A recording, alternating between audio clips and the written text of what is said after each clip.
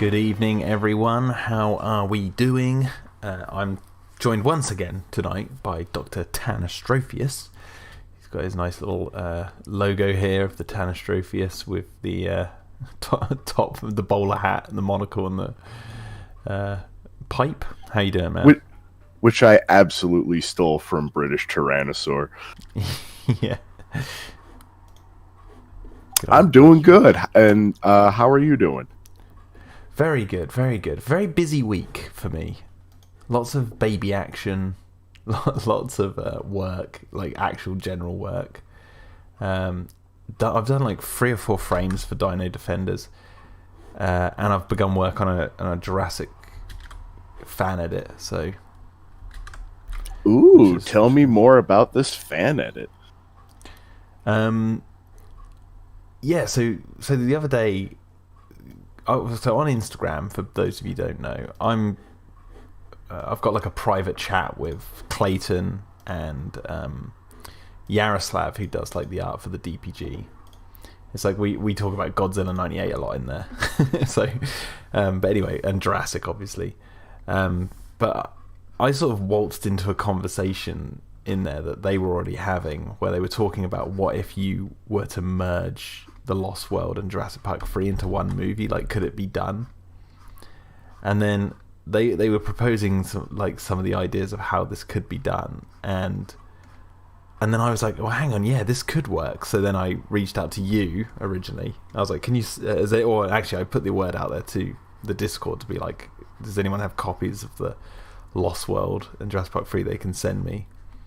And you kindly recorded like your versions, but there was some frame drops and stuff, and that was actually really helpful because I built like a temp working version just to see if I could do it, because the main thing I wanted to do was like the intros. Like that was the biggest hurdle I think to go over at the beginning. It was like balancing the intros, and I worked out an edit with the ones you sent me that worked out really well.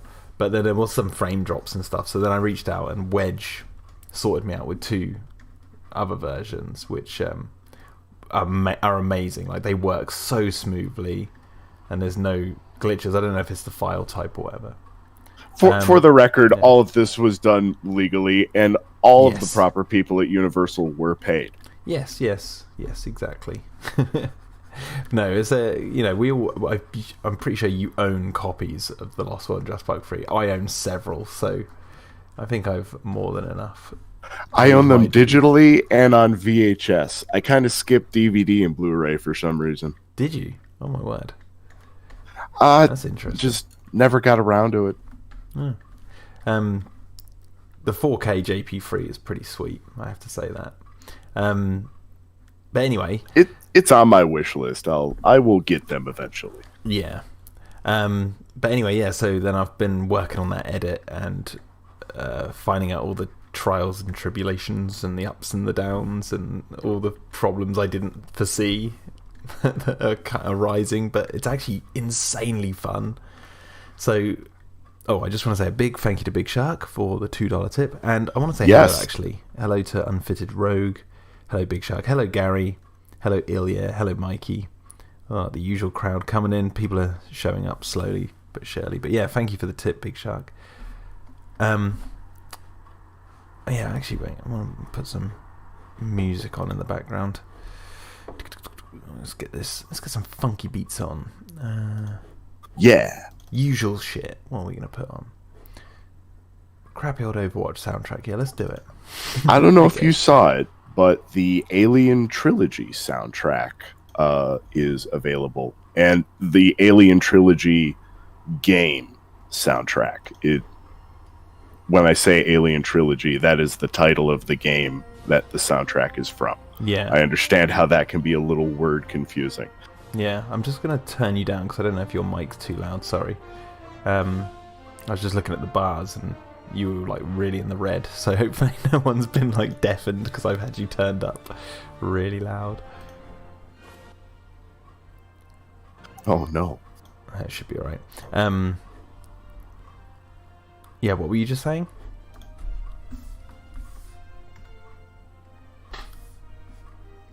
Hello? I just hit a pothole. Yeah, me too. I was just like, what the hell did he just say? I was listening, and then it just went out of my ears. I got worried about the audience. But yeah, big ups to Big Shark. He's gone, says Unfit. Oh, right, he's making the joke. Yeah, Big Shark. Yep, thank you very much. But yeah, this edit. So I've been working on that a lot, and it's one of those projects that like comes out of the blue, and just luckily timing wise, aside from Dino-Defenders and Baby and my actual work, I don't have much going on in my free time. So I'm like, oh, I've got some time. I could work on this. I should be working on Dino-Defenders, but I was like, you know what? I'm gonna take a break from Dino-Defenders for a few days, and just relax and think about something else to sort of refresh. Which has actually been. That's supposedly helpful. Neuroplasticity, like being able to disengage from a project and refragment your drive, so to speak. Well, it definitely worked for me because I've come back to Dino-Defenders, even though it's been like only a few days, and really kicked some. Well, I've got some frames I've been working on that I'm really, really proud of. Even though obviously I can't really go into spoilers, but it uses some like pre-made effects. I've just used those pre-made effects really well, so I'm like, yeah, that works really good.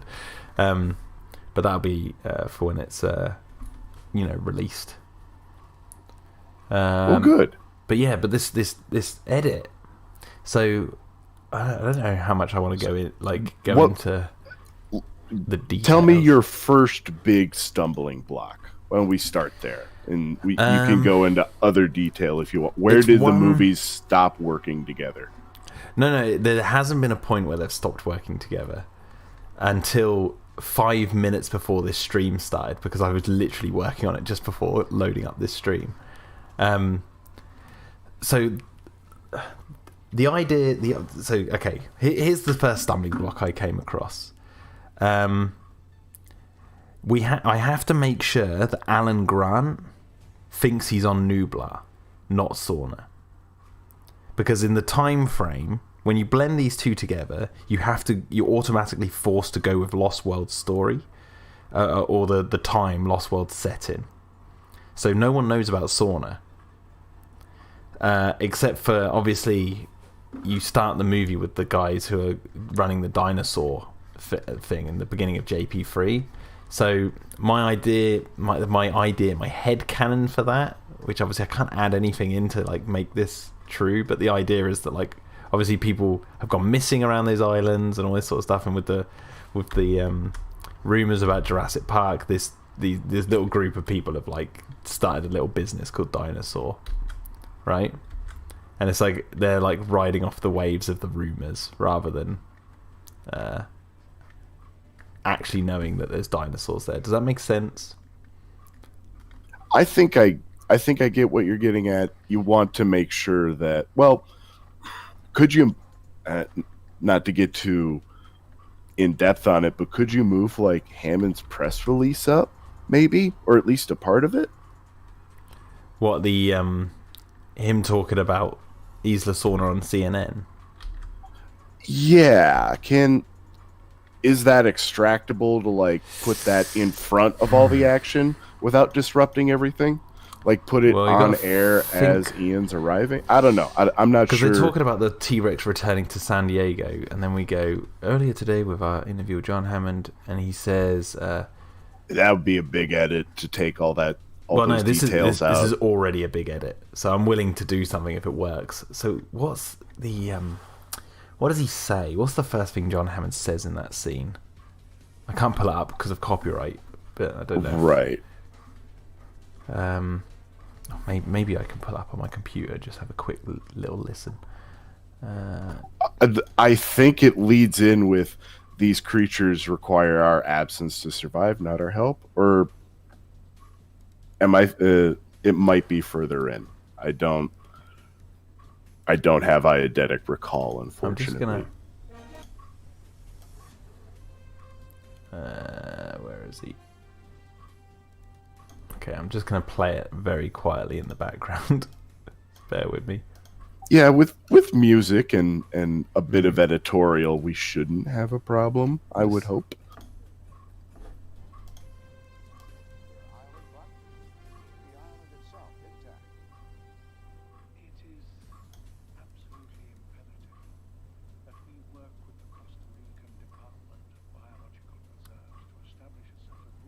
You could even go so far as to pull out bits of the audio and put it over the radio somehow. I don't know.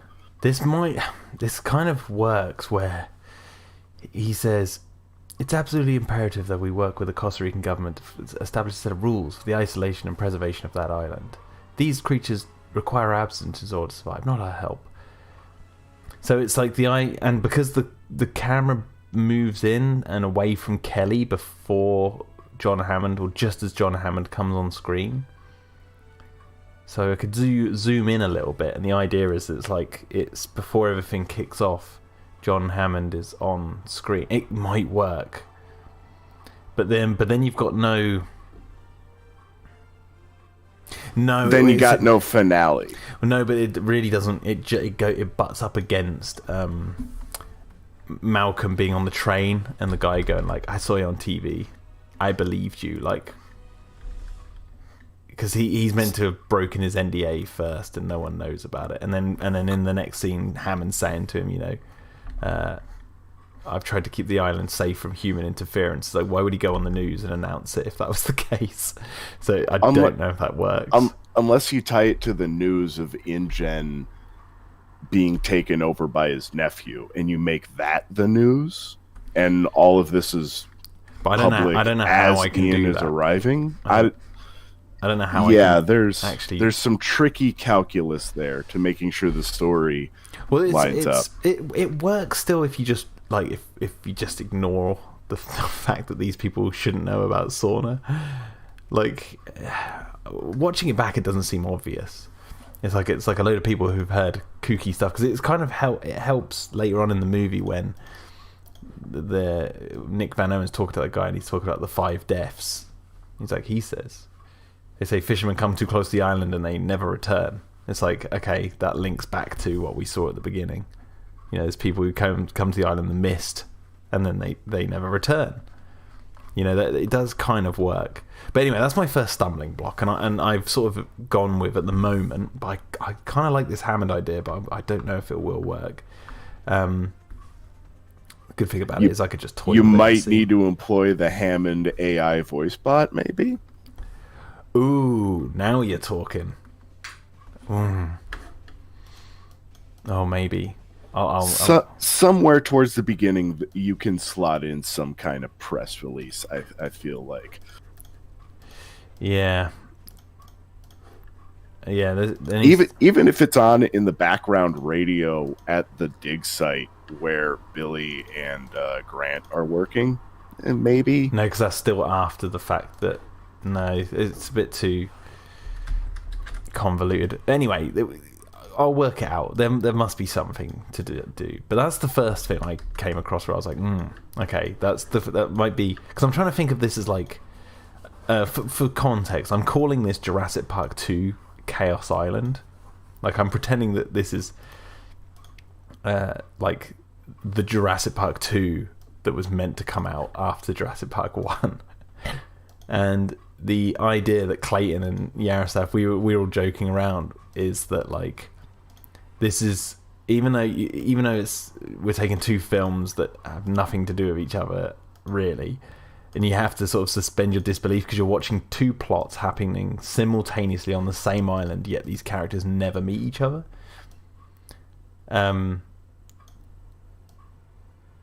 So there's that, but that doesn't bother me too much because I think people kind of know that. But it's like the idea is like trying to create one film, and it's going to be long. It's going to be like 3 hours long. But yeah, so the first stumbling block was that.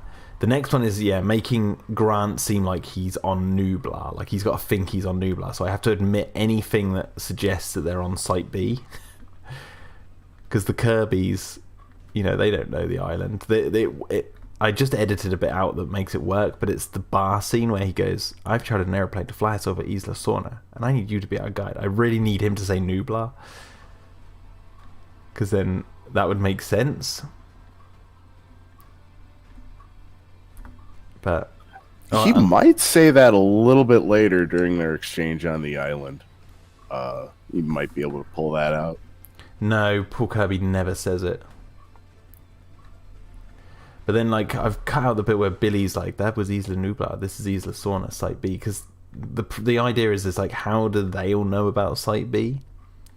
Unless there is this press release. It might actually help. Maybe the Hammond AI is the way to go. Think of something for him to say. I don't think it's too big a stumbling block the way you're going right now to have it just kind of conveniently ignored. Like, I'm just trying to ignore any mention of like which island they're going to in the Jurassic Park 3 sentences. But then it's Sorna, because I've got like Grant. Yeah, I don't know, but yeah, the idea is I'm trying to sync it up into canon essentially. That the fact that it's like he's not meant to know about Site B at this point. But then later on he does say about InGen's list and that. Anyway. The other stumbling block, right? So right now where I am in the edit, we're just after the Spinosaurus attack on the plane, and guess what? That is 1 hour into this movie. So the Spinosaurus, instead of attacking 20 minutes in, like Grant arrives on Site B 42 minutes into this movie. It's going to be a long movie. So what I'm getting is the Lost World has to take precedence in that. I assume that's where a lot of that screen time is leading up to that 42-minute mark. Fair bit of Jurassic Park 3 as well. But here's the other stumbling block, and this is going to be the biggest one, okay? I don't think it's going to be a stumbling block. It's just going to make some of the scenes for each film longer than you'd want, because you want to cut between the two. And there's certain cuts that I want to do specifically that may prove a bit challenging. But here's the thing. The Lost World... Once it goes to nighttime in the Lost World, it barely goes back to day for like one scene when they're walking through the forest after the movable feast has been made. And Jurassic Park 3 rarely goes to nighttime, so except for like towards the end. And the specific edits that I want to make are I want to have. When Eric hears the compies, when he's with Alan Grant, he's like, compies, like that, and he looks out of the water truck, and you see the compies. The lighting in that sequence matches up perfectly with when Dieter is being chased by the compies. So I want to have it so those compies that Eric sees, they're the ones hunting Dieter. They're like on the move. And so that's like the closest the films will really get. You might have to desaturate because those copies are the third ones are a brighter green.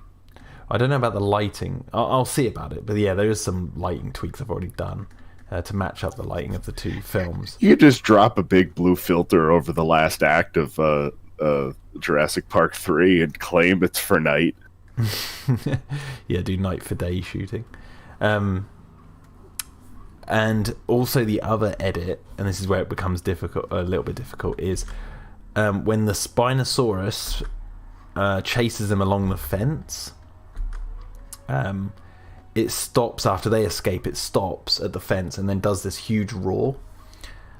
I want to have that moment happen, and then we cut during the Spinosaurus roar to Roland and the teams walking through the field, and Roland hears that weird noise, and he like stops, looks, and then calls his men, like uses his hand to wave everyone forward. And so I'll have the Spinosaurus roar in the background during that bit. And Mikey C.J. Dean would like to know if you're going to find a way to show which animal attacked the boat. Already done. It's the Spinosaurus. I just have the sound. I'm doing the same as the Site B cut with that. Because plus that matches up with us seeing the Spinosaurus swim later on. Legendary is concerned that the environment shift might be a little hard. It's not that bad. Yeah, it's jungle. Yeah, but the idea of this, Roland hears the Spinosaurus, and what's good about that shot with Roland is, even though that's before Dieter's death, and the scene in Jurassic Park 3 is meant to take place after Dieter's death, because obviously I've used them in the water truck, Dieter's not in that shot, so it works. So I'm like, okay, I need this to happen, this edit. But the problem there is so much of Jurassic Park 3 will have taken place by that point. Wait, is Tembo gonna brain the Spinosaur? Is that what you're building to? What do you mean, brain the Spinosaur? Oh, I thought you were building them up to actually encounter each other. No. So when the Spinosaurus roars at the fence after chasing them, after they hear the bloody phone in the stomach, it's just the sound and the reaction. just the sound and the reaction. Because I'm not doing any like adding. I'm trying to edit this with what is really given to us in the movie. I don't want to like add anything.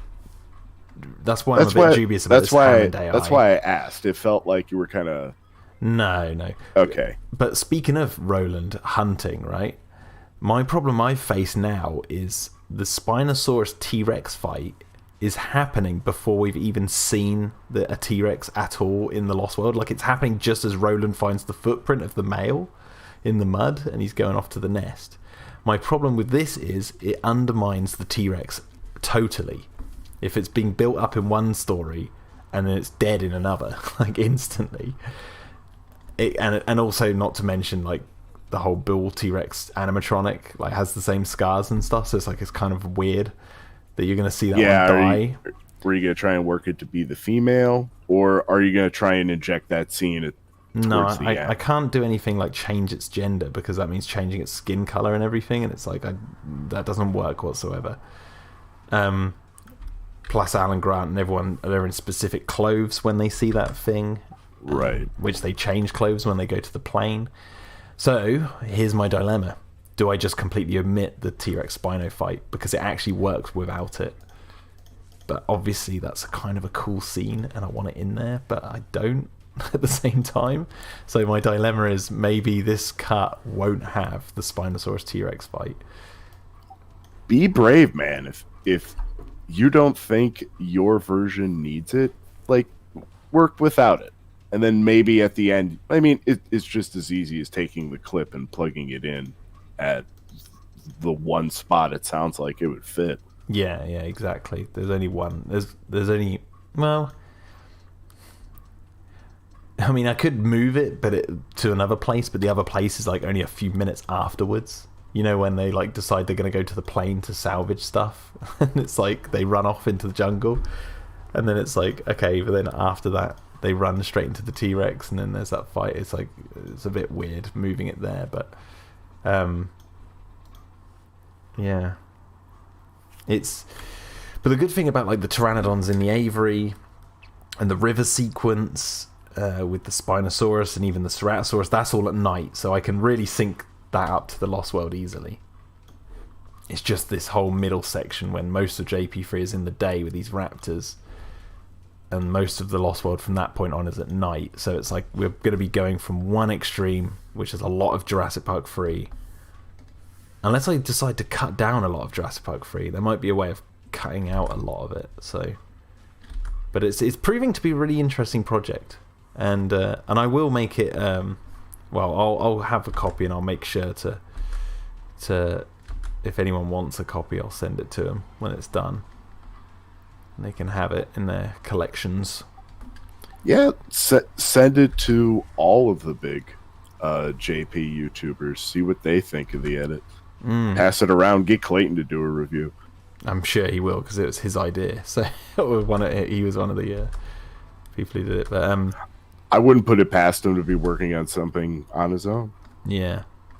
The other interesting thing about this edit is the last shot, or one of the last shots at the moment that I want going, is Alan Grant's speech at the university. So like his whole what John Hammond and InGen did at Jurassic Park is create genetically engineered theme park monsters, nothing more, nothing less. And so the idea in this to be the last scene is that when he's talking about raptor intelligence and he's talking about his theories and stuff, it's based on what he saw on Sauna. And when the girl goes, do you want to get on the island and study them? And he goes, no force on earth or heaven could get me on that island. And he smiles. It's like us, the audience, no, he's already been. It's like a secret. It totally shifts the irony that's set up there. Yeah, exactly. So I've got that scene saved. That's definitely going towards the end. It sounds fun, and it in premise it sounds like it should work for the most part. Yeah, it's just getting over the fact that these two incidences are happening at the same time and no one mentions it. And I had a bit of trouble because when Alan and everyone arrive in the plane, it's around the same time InGen arrive at the island. So I was really trying to toy with the idea of like when they're in the trailer and they're like, "What's that sound?" and then you cut to the plane, but it didn't quite work. It was kind of jarring. So this would be the lazy man's version, but you could cut from. You could mesh the ending to the beginning, from The Lost World to Jurassic Park 3, and make them one long sequence of events. As not necessarily you're trying to make them concurrent. yes, Like, yeah, watching them back to back was fun, and it is more than plausible to like put them within the same time frame of a week. I mean, well, the only issue, I guess maybe that could work. Yeah, that could work, but yeah, that is the lazy man's version because it's just sticking it on the end, basically. Yeah, that's what I do. And that's how C-grade. That's how the conversation started with Clayton and Yaroslav. Was they were talking about like, you know, you could just make one long film by sticking those two together, and then it divulged and then I joined in, and then we were talking about, well, hang on, could you actually do it so it's one movie, and they're happening at the same time? And it's fascinating. It's really interesting. Like, and also other little nice little things sync up. So I put a teaser on my Instagram, of like when Malcolm's on the train and there's the curious man talking to him, and he goes rah, rah, like that, and then he like flips his hand. He's like, yeah, like that, and then he sits back, and Malcolm looks up and looks at those women looking at him. I transition the audio so you hear Charlie going rah, rah, and then it cuts to Charlie talking to Alan, or Alan Grant talking to Charlie in the garden. So it's like there's two people making dinosaur noises. I can hear that play out in my head. If you go on my Instagram, it's on my story right now, and you'll actually be able to hear it. I should use my Instagram a bit more often. I'm just gonna look. It scares me. Yeah, Instagram. I just literally dump stuff on Instagram and leave. Have you had a chance to watch Godzilla vs. Kong again? Not for a third time. No, I've only watched it twice. Still. Yeah, great movie. I've watched so many bloody reviews of it though.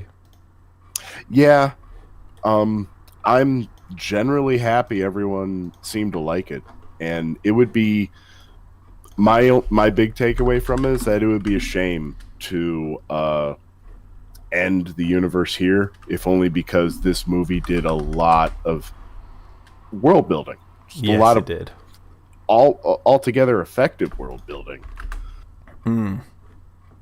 Yeah, I mean, I personally, I don't care either way. if I'm brutally honest, I think it's quite a nice ending. I guess Godzilla just keeps the balance on the surface, and Kong rules the underworld. But you don't know what happened to the other monsters, so it's kind of odd. And if there's any lingering storyline, it's the only one I can really think of at the moment is Rodan, who betrayed Godzilla and then never got a comeuppance. I guess he did just bow to Godzilla at the end, so that movie. But yeah, I don't mind either way. If they continue it, great. If they don't, then fair enough. Of course, we watched the Red Letter Media review on Godzilla vs. Kong. Quick catch up on chat here. Cretaceous the Hunted wanted to know if you've ever seen When Dinosaurs Roamed America. It's my favorite dinosaur documentary of all time. Have you seen Dinosaur Planet? No, I haven't. Oh, no, neither? Nope, neither of them. I was watching The Giant Claw and what is it, Land of Giants with Nigel Marven the other day. I hadn't watched those in ages, so I put them on. But no, I haven't watched. I haven't watched a lot of dinosaur documentaries. Some are better than others. I really like the old school ones. You find some great little claymation bits in there. Yeah. Yeah, there's this on Jurassic Times YouTube channel. He uploaded a Jurassic Park documentary. It's called like Spielberg and Jurassic Park or something. It's like from the 90s. And the juxtaposition between when they're talking about dinosaurs with Robert Bakker and they have these like stop motion dinosaurs, and then they cut to clips from Jurassic Park, and it's like night and day, the effects.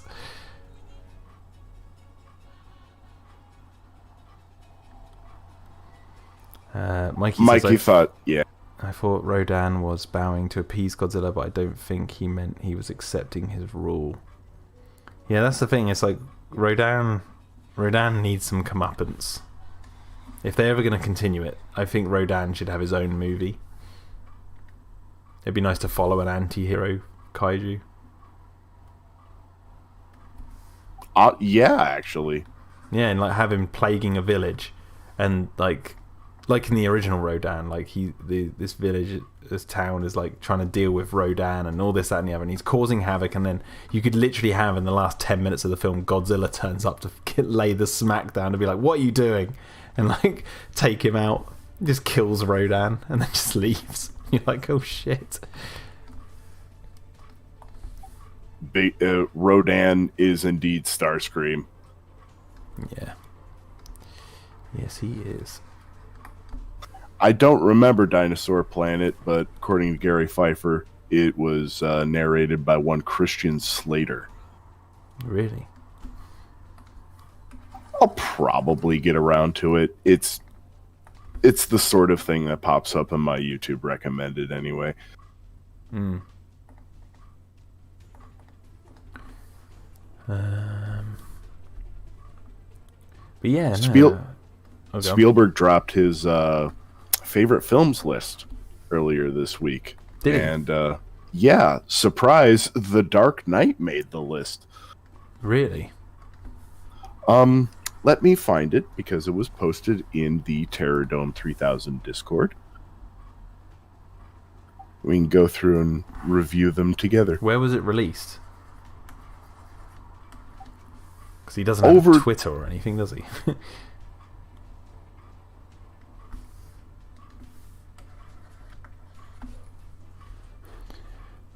By the way, I just want to say, everyone listening, if you can hear my stylus, like I listened back to a bit of a stream the other day and I could really hear my stylus through the mic, and it was bugging the hell out of me. So if you hear that, let me know, because I'd rather it not make loads of noise. It's because the mic's on an arm attached right next to it, and I'm trying to keep the mic close to me. Unfitted Rogue says Spielberg has MySpace. I've only been picking it up on a rare occasion. But is that from your end on here, or is that through the live stream? I haven't picked it up at all on the live streams. But I'm usually listening to those on my phone, which might have something to do with it. Big Shuck says, I can hear that lovely clock, though. Yeah. Bloody clock. It's right above me. We got it because, you know, we don't want to keep looking at our phones to like check the time. It's a proper clicky clacky clock. A proper TikTok clock. There you go. I found the article. According to Far Out Magazine UK. Far Out, man. Oh, I shouldn't have gone to this website. My computer has viruses now. This was a bad plan. It's not. Spielberg never actually released his list. It's all fake news.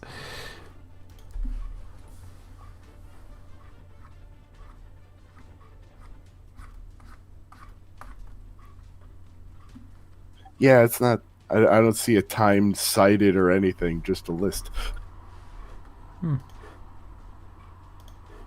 Back out, aborted idea. Yeah. I thought it was legit. Yeah, I feel like this is fake. I feel like Spielberg wouldn't ever release a top movies list, mainly because he would worry about upsetting people.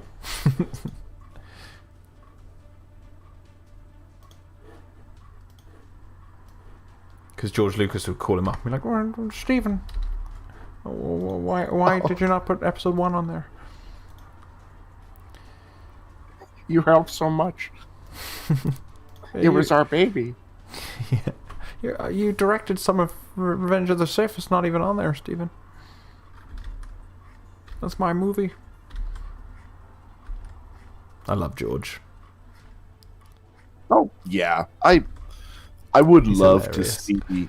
I would love to see him get another crack at a movie. I'm not one who wishes he would take over the franchise and guide it home or anything like that. That's all those ships sailed long ago. But I think he could make another fun little Star Wars movie. Yeah. He should just make another space opera. Just call it something else, and just basically have it look exactly like Star Wars. That's what they're trying to do with Dune. I can't lie, it looks good. Dune, yeah, I saw the trailer. I wasn't sold on that, but then again, I'll wait, because Dune seems to be one of those sci-fi worlds that I've just never really taken to. I loved the first half of that book, but it was just so dense, and I had to put it down, and I never picked it back up.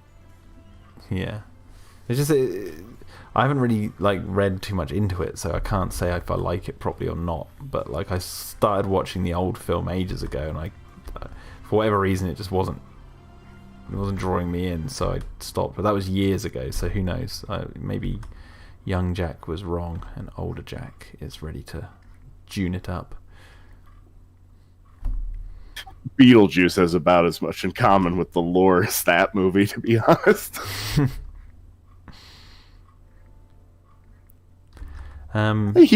He tried, but that's one of those legendary quote unquote unadaptable pieces that Watchmen was in that list for a very long time until Zack Snyder came along and said, "Fuck you, I'm gonna make it work," and by God, he did. Do you like the Watchmen film?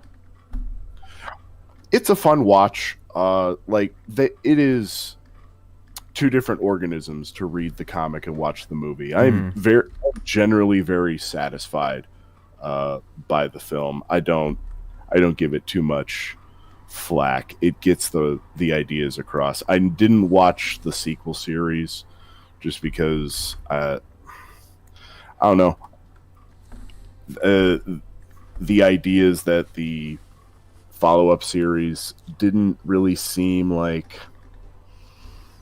well thought out. I don't think Rorschach and that. I don't know. I didn't disagree with it morally. I disagreed with it creatively, kind of thing. Yeah, I've only seen the film, and I have actually read the comic.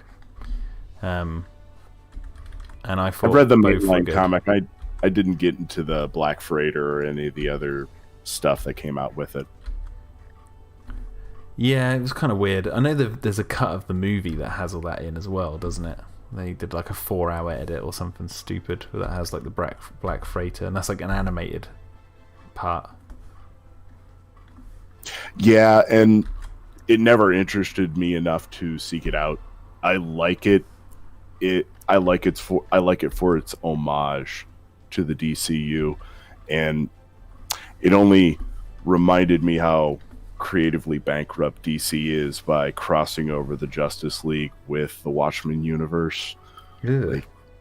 They were trying to build up Superman versus Dr. Manhattan. I am not on board with this idea, man. Yeah, who cares? Dr. Manhattan would win anyway. It's so obvious.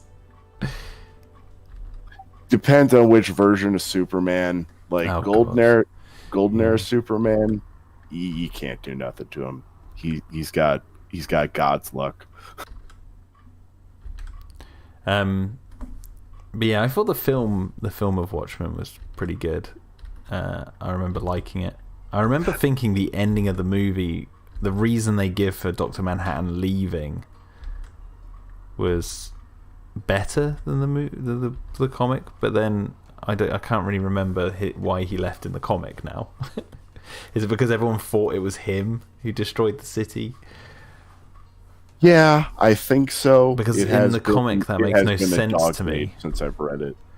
Because in the comic I thought that made no sense if that's the case, because like they have a big alien monster there, whereas in the film, like when he arrives in the city, that's when that bomb goes off or whatever. So everyone do think it's Dr. Manhattan at that point. They're like, look, he's here and all that sort of stuff. So it's like, or he thinks he did that, so that's why he leaves. So I'm like, that kind of makes sense, and it also gives him the excuse that he needs to leave. But we don't know. I love the idea of Dr. Manhattan, just as a character study. And I think the movie excels in humanizing him, whereas, I mean, the book is just the graphic novel is just by its nature less accessible to mainstream audiences, I think. Yeah.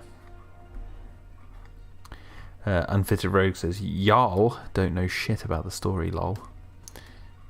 Yeah, I will profess I'm not a huge Watchmen guy.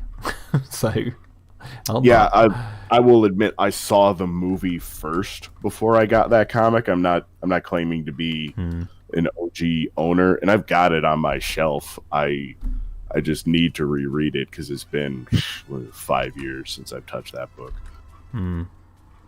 Hello, Jurassic Room. Welcome. Good to see you around.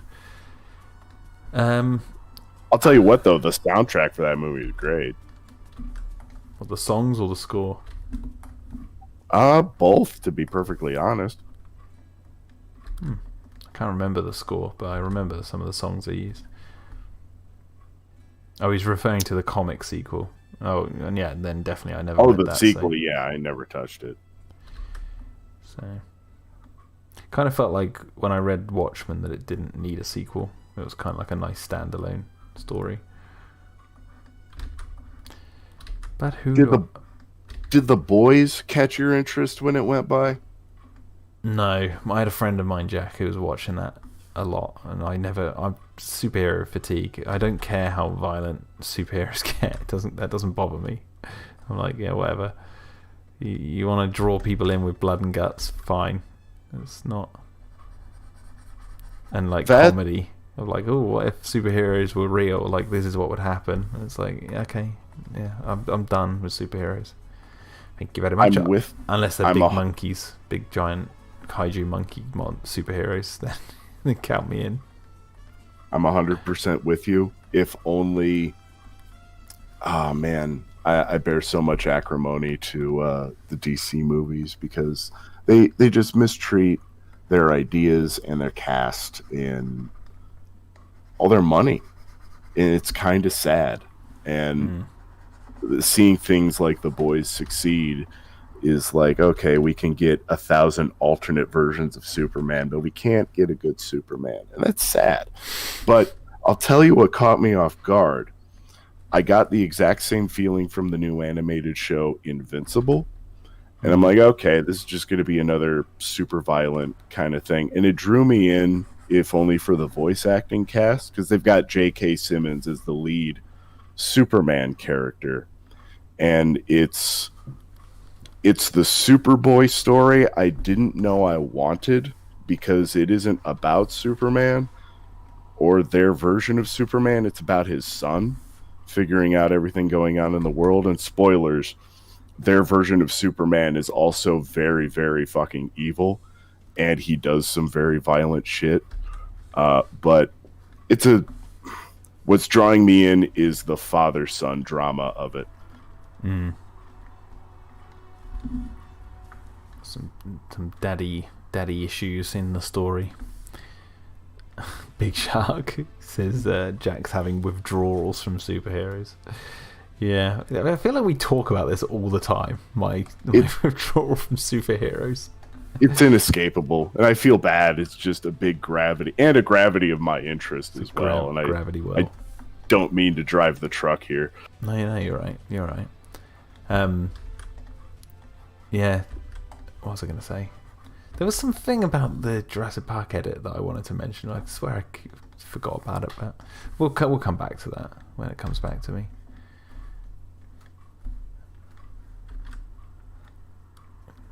So I'm working on the shot now. We're going to do Hunter in a minute. We're going to be drawing Hunter. Okay. Because this is like we're still in this room. So this room I'm working on, the mess hall. I've come back to it because we haven't actually finished. This is like the only scene I can do on stream where you can actually see it without spoilers. So I'm like, okay, I can do this. So I haven't really been working on this scene except for doing the live streams, and it's kind of helpful because even though I'm like technically past this bit, it's nice to go back to work on these frames so you guys can at least actually see something that I'm working on for the moment. What's the that's the wrong question to ask. How many more big spoilers do you think are in the till that you're going to have to animate going forward? Loads. But the thing is, most of them will actually be done off screen. So here's what's coming up in my life, okay? So I'm going to be changing my situation very soon, come the big sort of end of May, beginning of June. That means I'll have a lot more time to work on stuff away from live streams. And that also means that live streams can be about other things. So I can work on spoilers away from everything, and then live streams we can do something different. Like one of the things I'd love to do is see if we can get access to Dan's JP3 page and have a stream where we go through that and read all the old rumours about Jurassic Park 3 before it came out. Ooh, that would be fun on the Wayback Machine, or is it up now? I don't know. I see. This is the thing I haven't researched, but that's something I've just thought of earlier today. I actually thought of it because I'm on a bit of a Jurassic Park 3 bend at the moment, not just because I'm editing this fan edit, but because it's the 20th anniversary this year, and now I'm hyping myself up to be like, ooh, I want to do something to celebrate the 20th. Even though it's my least favourite Jurassic film, like I still want to like celebrate it somehow. Part of me feels like I want to do like a Mysterious Islands video like I did for Jurassic Park 4, but like call it a different name and do it about the history of Jurassic Park 3. There's so many ideas I got floating around, but like for live streams, I was thinking doing some Jurassic Park 3 related stuff, and I thought, go back through Dan's JP3 page and go back through all the old rumours in the forums and see what people said. I think it's available on the Wayback Machine. I think. So I know Clayton, I'll do a little digging after we're done. Yeah, I know Clayton usually has screen caps from it and stuff in some of his videos. So it's like, does he go on it and find it? So we'll see. But that's like something I'm thinking of doing. I doubt Jurassic Park 2 would have the same sort of thing. You could probably find the same sort of fever for Jurassic Park 4.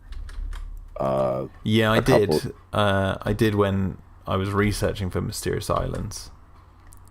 There is some stuff for the Lost World out there like that, like rumours and stuff. But it's more Jurassic Park 3 is going to be the focus because it is the 20th anniversary. Mikey CJ Dean says it's on Spider-Man is with Marvel. I'd put him with Batman and company. That's an interesting mix-up. I don't know if I'd agree, but that'd be a fun pairing to throw Spider-Man into the JLA. But okay, we're going to put a ban on superheroes. We're done with them. Yes, ban them. At least for the gulag. next month. At least for the next month, we're done. We're not even going to respond to it. We're not going to nothing. You can respond, man, if you want. I don't care. If you see someone who says something that triggers you. There's very little that triggers me beyond the mainstream movies, you know?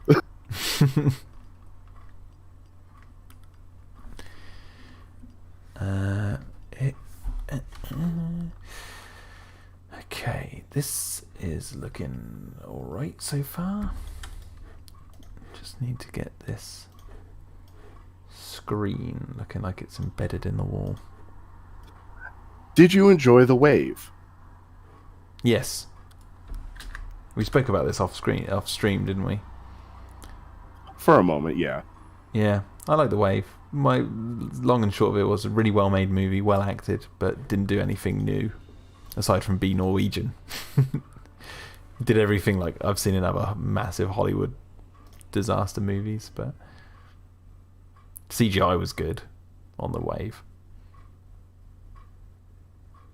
Yeah, it executes a personal story of a bunch of names I cannot pronounce. I know them by face. Yeah. No, it was good. It was good as well. Like I've recommended it to some people already. So even though I'm saying it doesn't do anything new, it's worth recommending and for people to watch.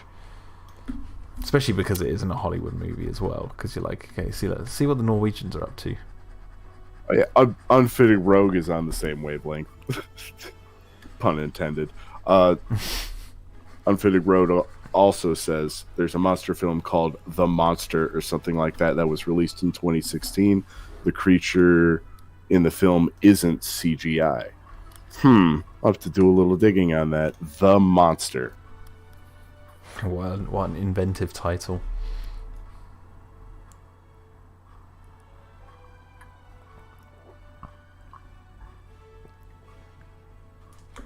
Oh yeah, they got it. Big Shark asks, so Jack, did you watch The Page Master? Yes, I did. I watched the Laserdisc of The Page Master. Insanely dark movie on Laserdisc. Like, we had to turn the brightness up on my TV, and even then it was horribly washed out, but we watched it. And what a classic. Yeah, it's a weird movie. Like, not much happens in it. The animation is captivating is the wrong word, but I can't find a better word to describe it. Like, I keep looking at it. Like, did you ever see The Critic? How everything's always moving? Mm-hmm.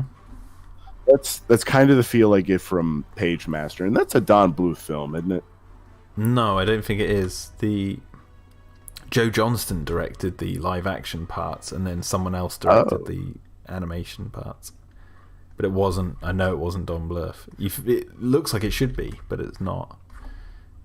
It might even be his. Actually, it might be Don Bluth animating, but he wasn't directing. Maybe. I haven't actually looked into it.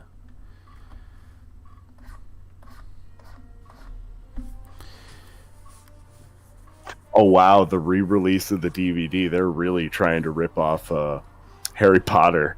Sell that movie again. Let me see. Page Master DVD.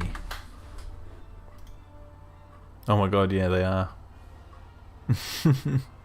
That's kind of hilarious.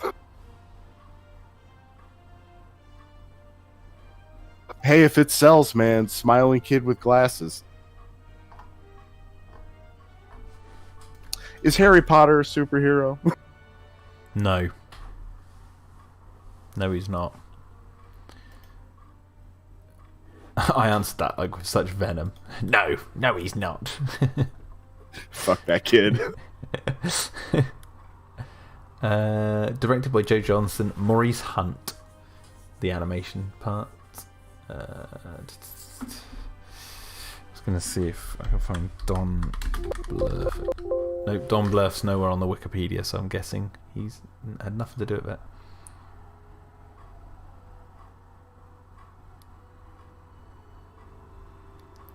Okay.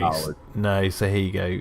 The crew included animators who were veterans of productions such as An American Tail, Don Bluth for movie, The Land Before Time, Don Bluth movie, and Aladdin. So yeah, a lot of the same animators. So you're not wrong.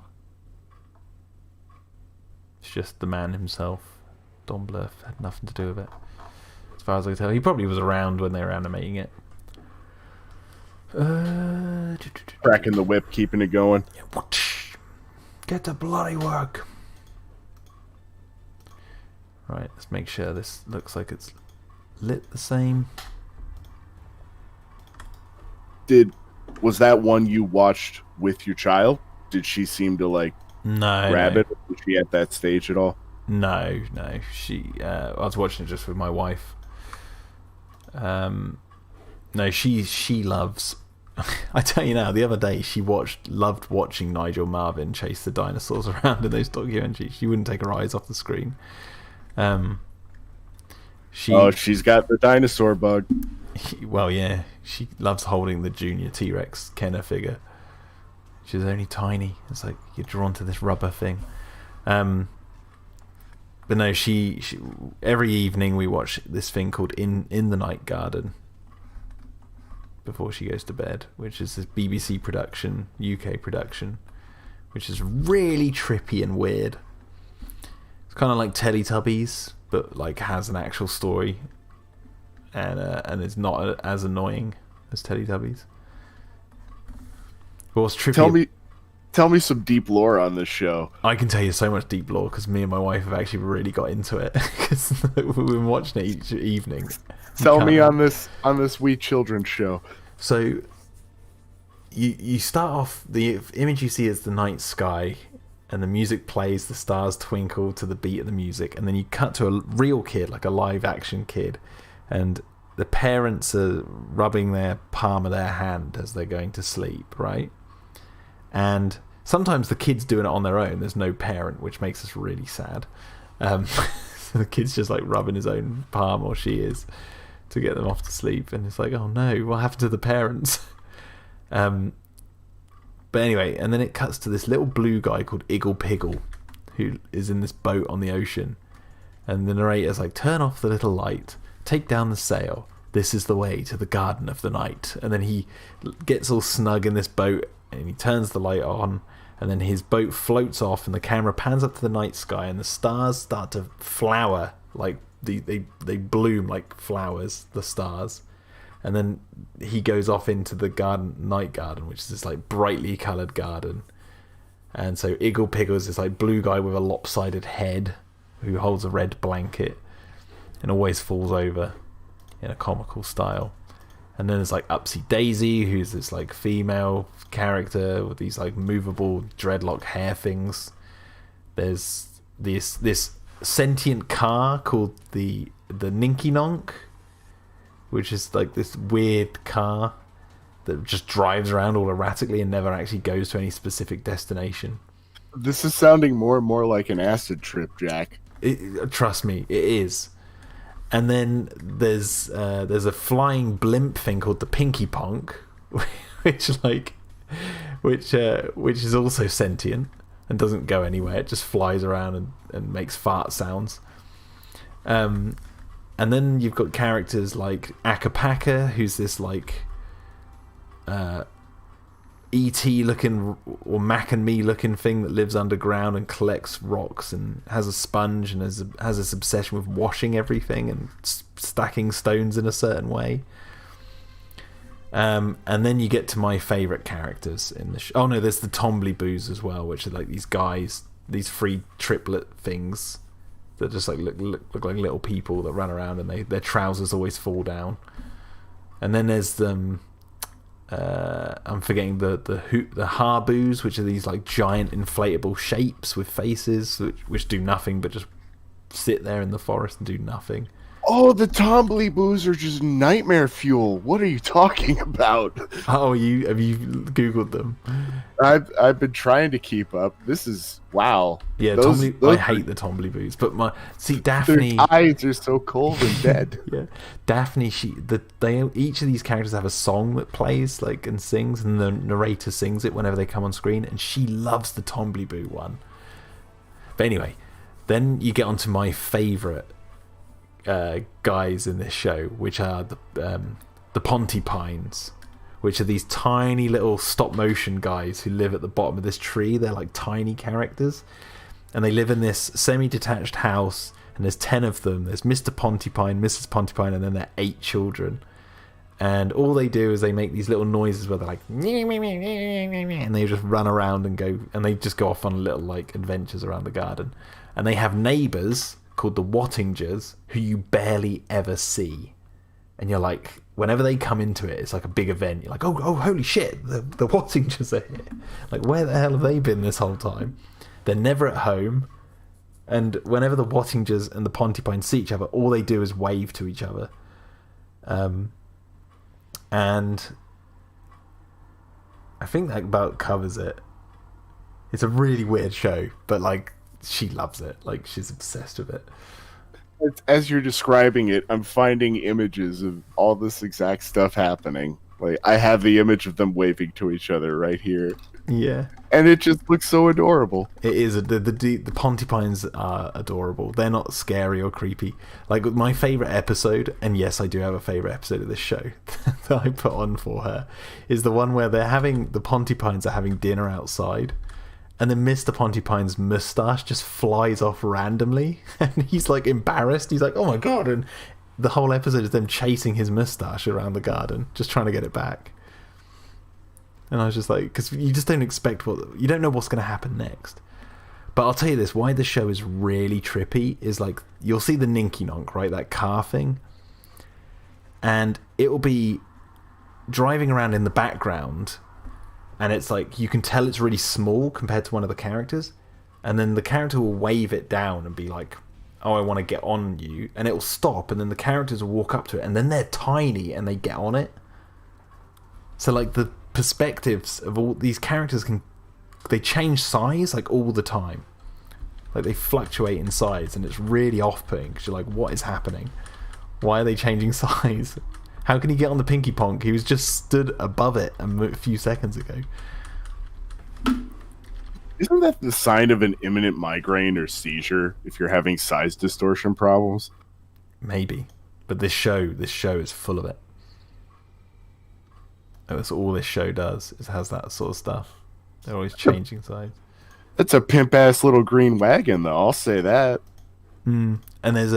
I forgot to mention the Tittifers, which are really, really badly green screened on birds, just like real birds that they've filmed, and they sing in the trees. And throughout the episode, you'll get each Tittifer singing a song, and at the end of the episode, when the episode's about to end, they sing all together. Everything they've been singing before, they sing it all together at the same time, and it makes a song, and that's how it ends.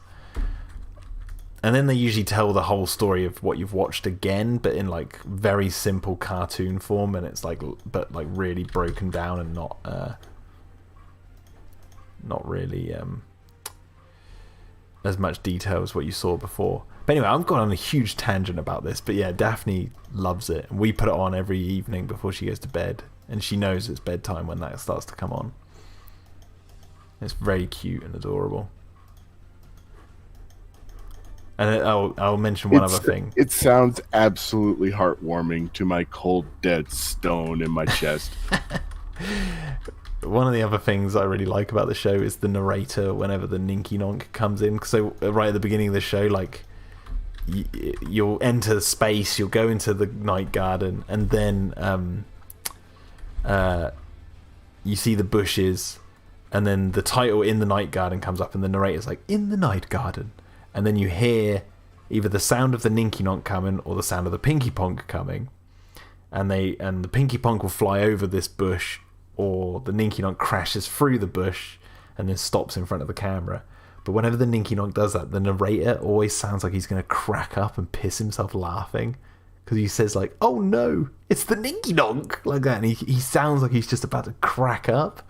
They've got this like perfect recording of him. Whenever he says that, me and my wife we can't not smile because it's like really infectious the way he says it. It's like an outtake that they've left in the show, and it's just every time it comes on, it's just really funny. But anyway, that's enough about In the Night Garden. I'm glad to hear there's still quality children's programming out there. Well, no, this is finished. This is like I think it ended not too long ago, but we watch on YouTube. Like loads of episodes are just on YouTube. So yeah, this is kind of the era where a parent can really curate their child's early development media digestion, for better or for worse. Yeah. Yeah, she also liked watching Captain Scarlett. When I had it on, she would watch it, even though she probably doesn't even know what the hell's going on. And that show's definitely not designed for someone of her age, but I would watch it and she'd be sat there and she'd just stare at the screen as people are getting gunned down and run over by tanks and God knows what else. Wait, what the hell is Captain Scarlett? It's like a puppet show, like Team America. It's what Team America's parodying. It's one of those sort of shows. Really cool. It's I've talked about it before on stream, but I can tell you about it again. So Captain Scarlett is a member of this group called Spectrum, which protect Earth. And there's Captain Scarlett, Colonel White, Captain Black, Captain Green, Captain Ochre, Captain White. Oh no, I already said Colonel White. But there's all these. They're all like wearing different coloured tops. And but there's these aliens called the Mysterons, and their special power is that they can completely rebuild matter or destroy it. And they, in the opening episode, they kill Captain Scarlett and then recreate him, and then they can control his body. So he's the bad guy. And then when the good guy, Captain Blue, in the opening episode, kills Captain Scarlett again. But the thing is, the regenerative properties of the Mysteron's power remains in him, so he comes back to life, but he's then good. So Captain Scarlett is invincible. So he's working for Spectrum, and he's like this invincible guy who can put his life in danger willingly.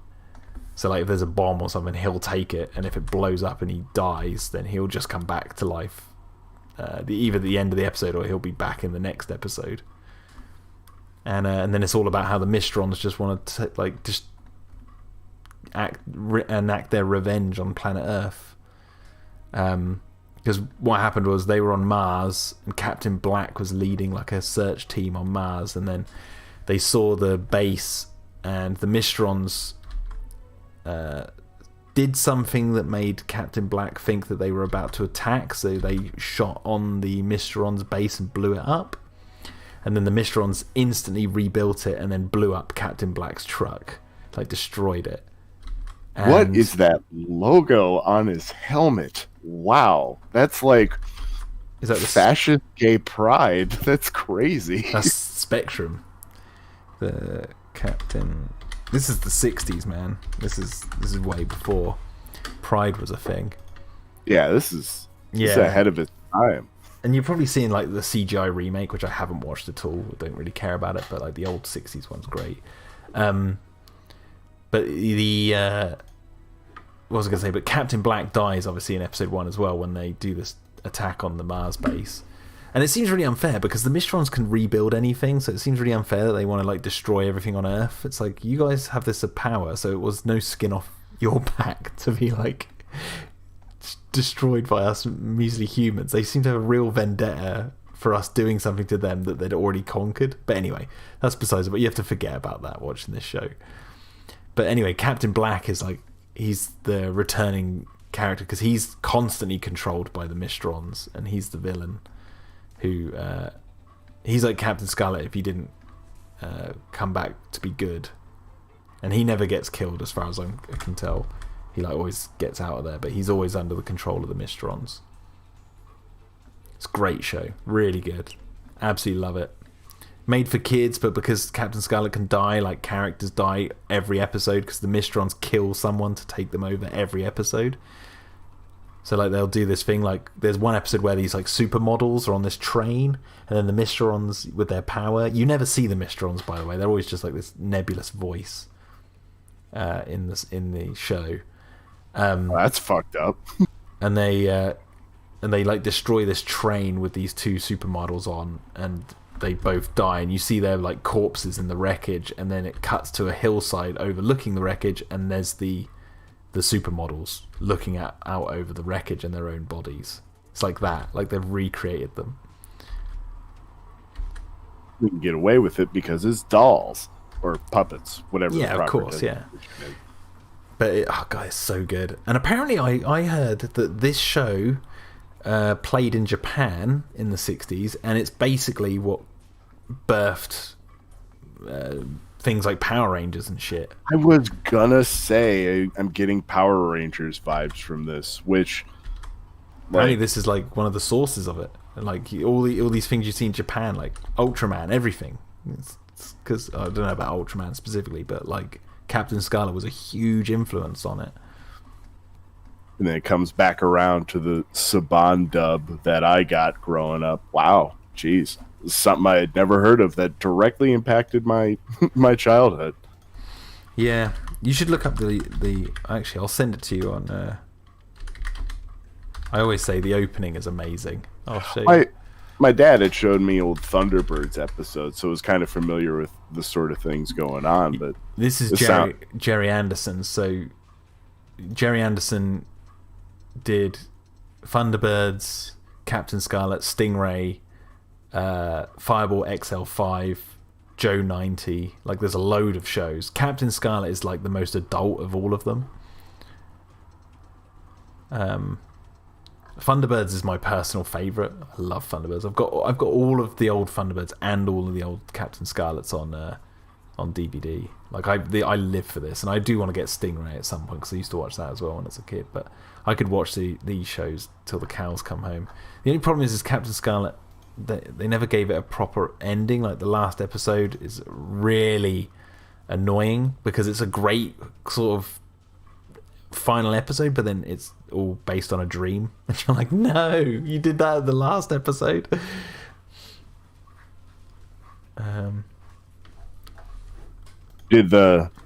Well, you said you didn't bother with the remake. No, because I don't really have anything against CGI, but this kind of, the charm of this was the fact that it was puppets. Let me just see if I can. Is this? Yeah, I get that. I've got a soft spot for claymation and the 80s 90s era that somehow Wallace and Gromit jumped the pond very early for me. One of my cousins brought it back, so I was always enamored with those kind of films, and I'm kind of happy to see a little bit of a renaissance on that front. I'm seeing more and more of it pop up on YouTube. Yeah. Have you got the sorry, have you just got the link I sent you? Does that work? Because I don't know if it does work in America. It might be. I will try it. And Big Shark came through with the proper Steven Spielberg list. Video is unavailable in my country. Okay, let me find you another one. I want you to see this because the opening of the show was like kick ass. It was awesome when I was younger.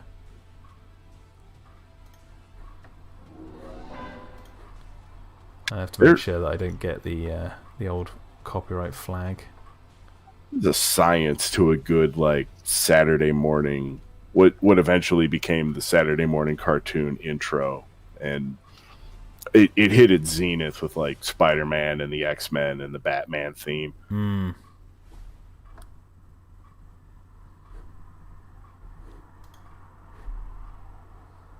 Why is it always ITV?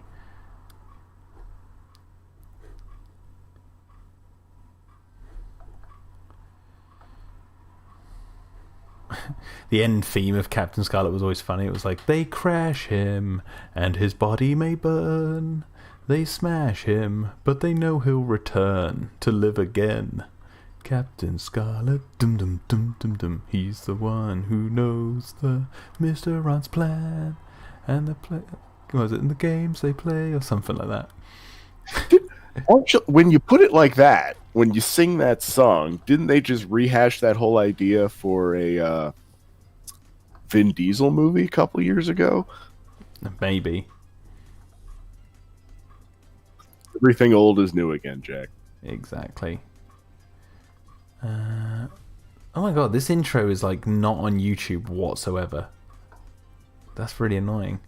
But that end song, just to make a final note on that, the end song, like Captain Scarlet, they're showing pictures of him about to die in all these different crazy scenarios. Like he's trapped under rocks trying to reach dynamite. He's being drowned with concrete shoes as sharks circle him. Like, it's really funny. Like, that's your lead character, and during the credits of every episode, you're seeing all these ways he's about to get completely annihilated. I'm gonna need to find. Maybe I need to find it on Dailymotion. It sounds reminiscent of the Mr. Bill show. Mr. Bill. Mr. Bill. Let's see. Is this gonna work? I had to put down Into Charybdis, that alien novel, the prequel to the video game. Just didn't hold my attention. It got convoluted. It got weird.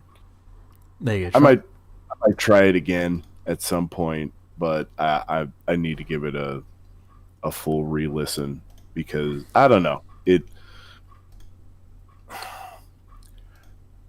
felt like it was constrained by what its goals were outside of the book, and I didn't care for it anymore. Like, it's trying to set up this video game. Yeah, it's like that Godzilla comic for King of the Monsters. Like, it might have a lot of setup in there and stuff, but I just don't really care about that. I think the film works without it anyway.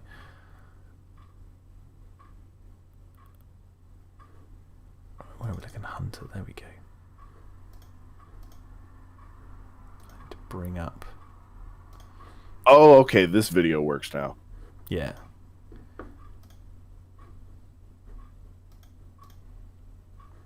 Oh, that is ear-piercingly loud.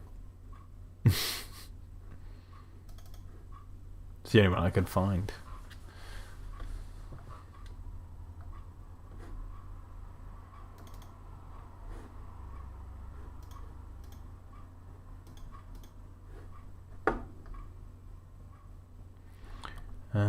Oh, they're matte paintings.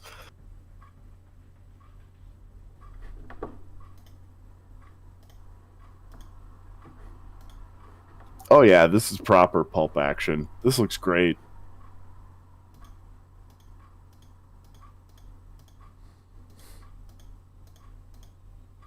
Oh, and they've got the outro there as well in that video.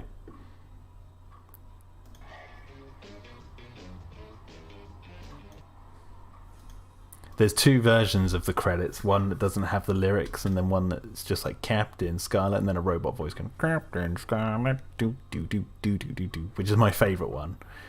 But I might have to grab that one of him about to get annihilated by that tank. yeah, it's great, isn't it? It's like, how the hell is he going to get out of that situation? And none of these sort of things happen. Well, some things like that happen in the show, but like none of these actually happen in the show. Except for when he's falling out of the building, I guess. But I just love when it's like the Mysterons, sworn enemies of Earth. And then like that, they shine the lights on him in the alleyway, and that person unloads that machine gun on him, and then he just takes one shot, and you just hear that. It's like, this is awesome.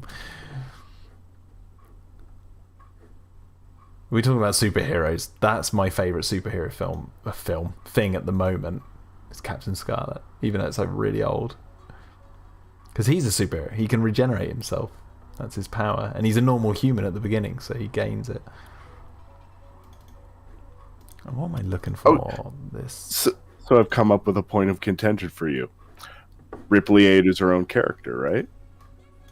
Yeah, of course Ripley 8's her own character. She didn't attain those powers. She can't be a superhero. She was born with them. By your definition, anyway.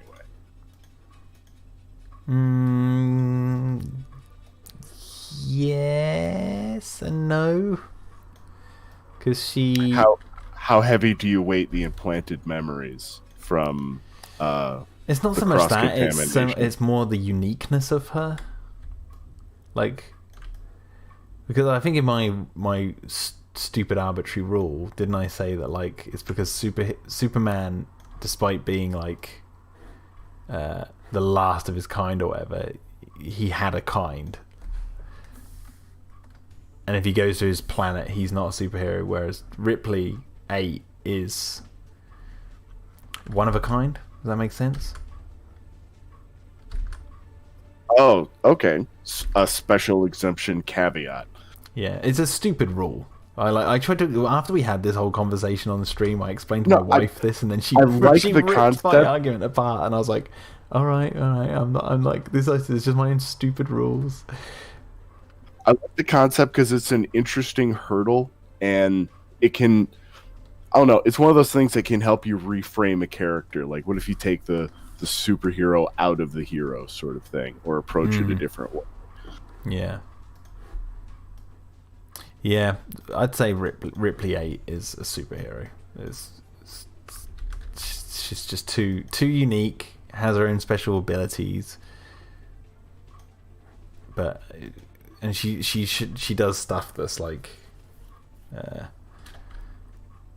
no one else can do.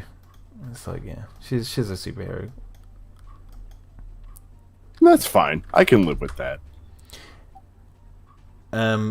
It's like, okay, David and Walter, their fight in Alien Covenant, one might look at that and be like, they're fighting like superheroes. They're peers, though. Because they're like throwing each other across rooms and all this sort of stuff, and it's like, but yeah, they're androids. And that's already been established in Alien 1 when Ash throws Ripley across a room. That they're super strong, but plus they're also not unique.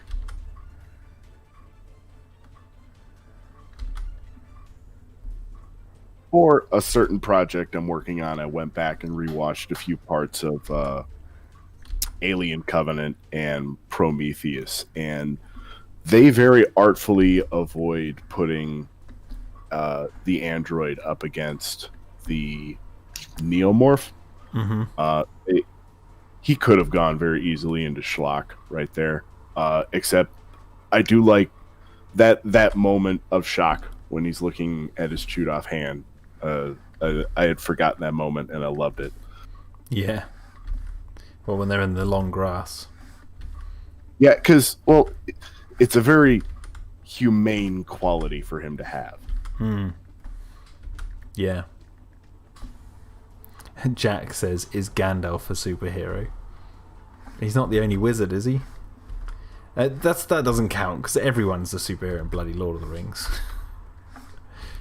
There's freaking ghosts and everything. Doesn't count. Yeah, it's a D&D campaign. Everyone's a hero. Yeah, exactly. He also says, Stingray, na-na-na-na-na. God, I loved Stingray.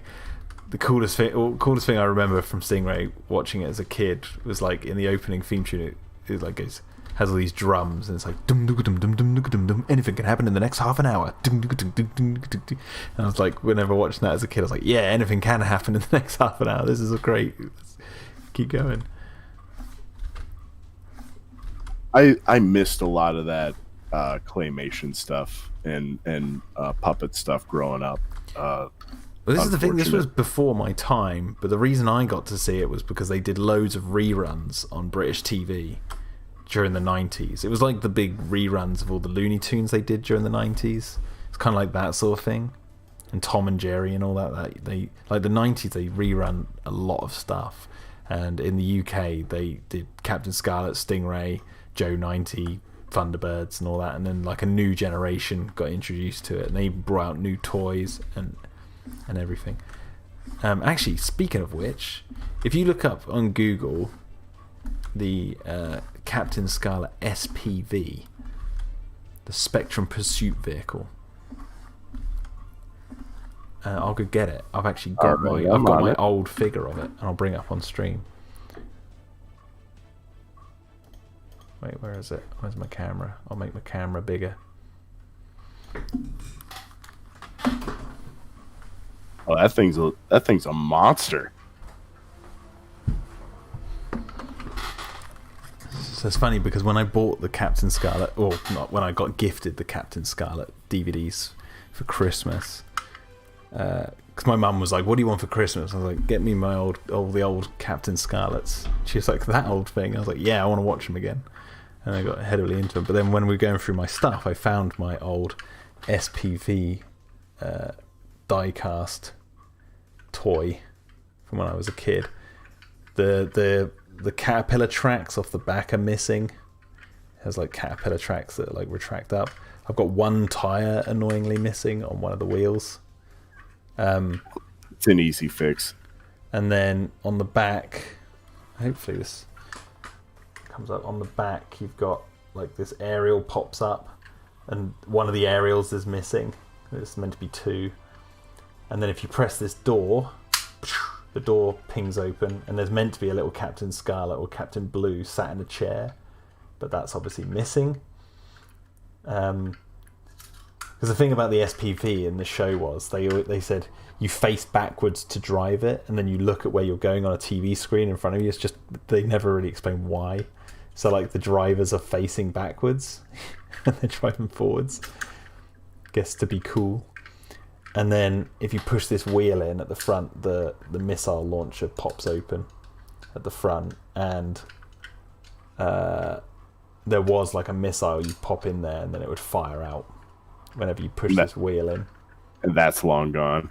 That's long gone. But this was like the coolest thing when I was a kid, and I found it the other day, and it's in pretty good nick still, like barely any things. But the Spectrum Pursuit vehicle looks so cool. Looks like a little happy face, like knows it's cool. Yeah, it's the only thing I have remaining of my Captain Scarlett collection. I used to have like the red vehicle. I used to have the planes, because there's the thing called the Angels, who are like these 4 women who fly around in jets from the cloud base in Captain Scarlett, which is the base of Spectrum. It floats in the clouds. And it's like a big aircraft carrier floating in the sky, Avengers, and they launched these jets off the surface of it. And the angels, there's Symphony Angel, Destiny Angel, Melody Angel, and oh my god, I'm forgetting the other one now. Spicy Angel. Harmony Angel. Spicy Angel. I tried to make it funny. It's well worth watching this show if you get a copy of the DVDs. It's a lot of fun. I get a lot of the figures I had growing up were like Teenage Mutant Ninja Turtles and all that. The only thing I've got kept is my Legos. That I've always managed to hang on to those, and like one Millennium Falcon. But I got that when I was a little older. It's die cast, kind of like that, but it doesn't have any moving parts. It's more of a model than a toy. But other than that, all that kind of got shipped off to my cousins. I had a lot of Hot Wheels cars at one point, and they're just all gone. Oh man. I mean, there comes a point where you have to ask yourself, like, what am I doing with all this stuff still? So like, I used to have loads of Thomas the Tank Trains when I was a kid, because they had a big resurgence in the 90s in the UK as well, with Ringo Starr of the Beatles doing the voice, the narration. And instead of George Carlin? George Carlin did Thomas the Tank. Yeah. What, in America? Yeah. Oh my god, no, I never knew that. Like, sounds like no a troll. fooling. That sounds like no a troll. fooling. That's the comedian. Absolutely. I hand to God, man. Like he hosted that show. He like, that's where I first saw him, was on Shining Time Station. Oh my god. That's crazy. No, I never knew that. No, there are some weird Ringo hilarious edits that mash up his comedy routine with his narration on that show. I can imagine. Season 2 had Alec Baldwin. Oh my god. No, yeah, we had Ringo Starr. That was the classic, and he was in it for a long time. He narrated it, and it was great. But like, when I was a kid, I loved all that as well, like the trains and stuff. But the point is, I had all my old trains. My mum gave them to me literally the beginning of the week. She was like, "I got all your old trains here. What do you want to do with them?" So I took him to a friend's house, because his little boy absolutely loves trains and stuff like that, and Thunderbirds. So I was just like, "Here you go. You can have all my old trains." So it's now been passed on to another generation. That is the best fate for any toy. Yeah, exactly. You're passing the love along. Yes. One day, my Jurassic stuff, Daphne, will see if she wants to play with them. Because my little nephew, he's got loads of his own Jurassic stuff, and I like to keep my stuff here, so when he comes over, he's got different stuff to play with. And one day I do plan on, if Daphne doesn't like that sort of stuff, then I'll probably give them to him if he's still into it. Man, Jurassic Room Dinosaur King? That sounds fun. I've never heard of this. Dinosaur King. Why have I heard of that? Well, he's got trading cards, so I assume it's a trading card game, perhaps a Pokemon clone. Pokemon. Yeah, man. Nothing. No. This isn't anime at all. What is an anime? The Dinosaur King cards. No.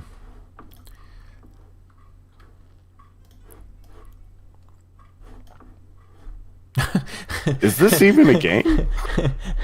I just put Hunter into this picture and he's like peeking through the screen. Oh, that's creepy. Help me, guys! I'm trapped in there. Help!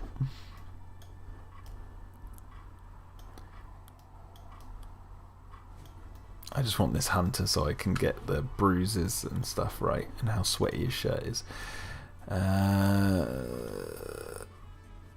Oh my god, George Carlin. Oh, so he was actually in Thomas the Tank. Yeah, and he did voices. Yeah, he was the interstitial guy. In the UK one, you never saw Ringo Starr. It was just the episodes and with the voiceover.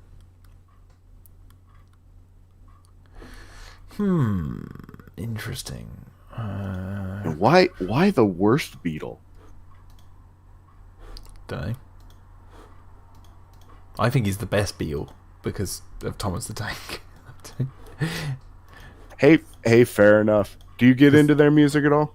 No. So thank God. See, that's why. Like, I can appreciate the fact that they were revolutionary, for good or bad, but I never really got into them. And so Ringo Starr, I'm like, yeah, he's the one. He's Thomas the Tank Guy. He's the best one. Paul McCartney's got a few jams I like. I'm just trying to think of them now. I can't even think of them. Yeah, they're all just like radio hits. Oh, the world lost a great musical artist today. Mr. DMX passed away, and that hurts. That actually really hurts. I love his music. How old was DMX? 50, I believe. Oh wow, so young. A heart attack from a drug overdose is what is being reported, unfortunately. And that's just terribly sad.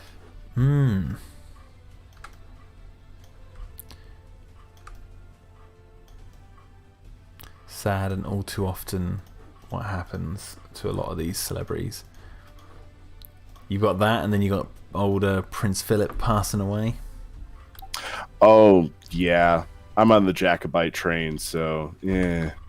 Well, the thing is, he was 99 and he died peacefully in his sleep, so it's like it wasn't a tragedy or anything like that. It was like, yeah, okay, we were waiting for this, really, not to be too insensitive, but I feel bad for the Queen because Oh yeah, she's the best part of that whole family. She's a badass.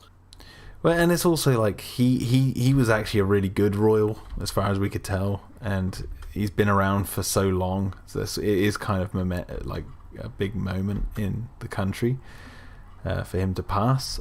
Obviously, I don't want to be like insensitive, but it's not like I'm saying it's not like a DMX thing, like drug overdose thing. It's like he died at 99 in his sleep, and it's like, okay, well, no surprise there, really. Now, what's kind of the protocol for that? Is there going to be like a big holiday of sorts? No idea. And it's funny because everyone always asks that whenever a royal dies. It's like, oh, do we get today off from work? It's like, it's the first thing a lot of people think about. That's hilarious. I'm glad I'm not the only one who thinks that way. I don't know. They'd probably do something next year if they did anything. or maybe on his funeral. Like they'll plan like a day if they were going to do it. His funeral would be the day that everyone has off, maybe. I'm sure he was a gentleman, but DMX was musical royalty. I couldn't tell you a DMX song. I've heard of him, obviously, but I don't know what he's famous for. The album It's Dark and Hell is Hot is amazing. Just if you're ever bored and you want to listen to some real gangster rap, put that shit on. Yeah, I used to listen to rap, but then I don't know. Who was your jam? Who was your go-to? Back in the day, Notorious B.I.G. That is a classic I can get behind. Tupac's good. More of a Biggie guy. I just, being a fat guy, I gotta rock those anthems. Kanye. I used to listen to some Kanye, but not. What was that first album he did with the teddy bear sat on the stairs? I don't know if that was I couldn't tell you. That was one guy I avoided until the world foisted him upon me. Yeah, it was one of his albums early that I listened to back in the day. Beastie Boys, would you class them as anything? I used to listen to Beastie Boys. Oh man, not in the same league, really. No, that's a different animal altogether, man. Because they were like experimental punk before they tried that. Who else? There was a few others. There was like one-off songs for a few people, but never really got into the whole hip hop stuff. I do love me some meme rap from Death Grips. He's amazing. I don't know why. Death Grips. It's really aggressive, really experimental. Like it's barely even rap. Like it borders on not even being music. It's great. But I love that kind of stuff. I love weird compositions, and even though I couldn't produce a musical note with a gun to my head, I love learning about compositions and note arrangements, and it's a fascinating little world to look into.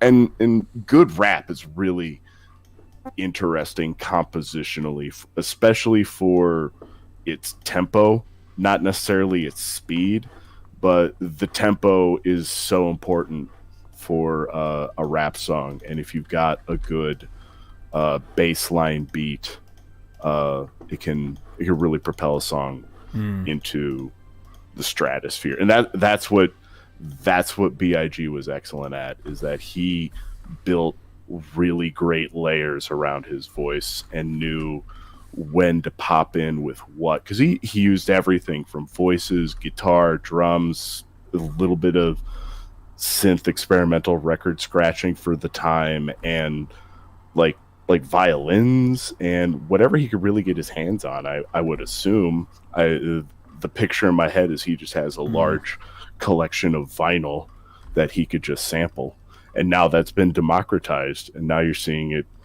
everywhere. Yeah, I guess I didn't really think too much of Biggie's music as like revolutionary or anything. I just liked some of the beats when I was younger. I hear some of those. He gets so lifted and sampled in so many other rap songs that he can't be ignored. But when I listen to some of those beats, I hear like Caravan Palace and like the modern lo-fi hip hop stuff that's kind of come around, at least in tone, maybe not in total form or function. Yeah, I can. It's like like the Beatles. I can see the influence, but no, I don't really rate much hip hop now. I don't. Not even the old stuff. I don't really care too much. If anyone has any recommendations, please, a new good rap or hip hop track, I'm always down for. I won't sing it, but I will listen to it very loudly.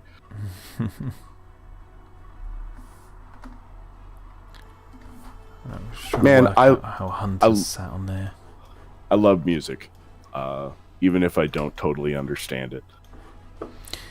Yeah, that's the thing with music, is why it resonates with everyone. It's because there's that weird notion that a song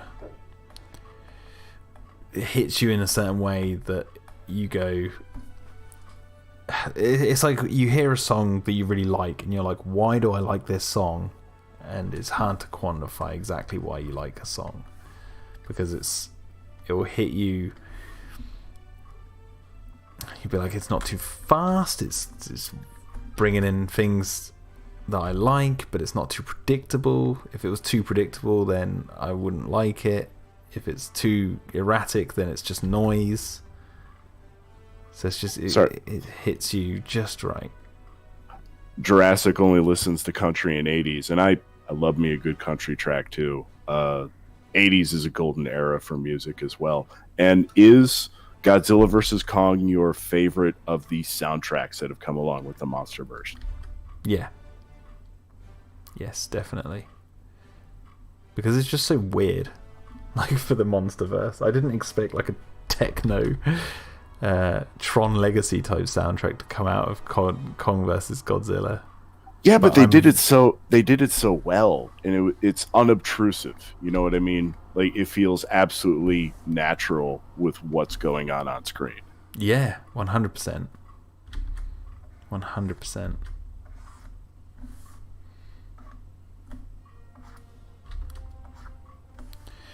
Let me take a picture of my hand. Unfitted Rogue says, I like Depeche Mode. I went and saw Depeche Mode because my wife loves them and her stepdad is obsessed with them. So they got us tickets. So I've actually seen Depeche Mode live. That's a little blind spot of mine. Yeah, I like a few of their songs, but they're not really my thing. Yeah, I do like the Blade Runner soundtrack more than Blade Runner Unfitted Rogue, and like the prequel soundtrack is just absolutely gold. Like even if I have to do history over again and make those movies again, if only to get that soundtrack. That's a really good expansion on the Star Wars soundtrack, and some of my favorite tracks come out of the prequels. The Revenge of the Sith soundtrack's great. It is. It really is. I actually own that. As much as I diss Star Wars, I actually do own a physical copy of this Revenge of the Sith soundtrack from back in the day.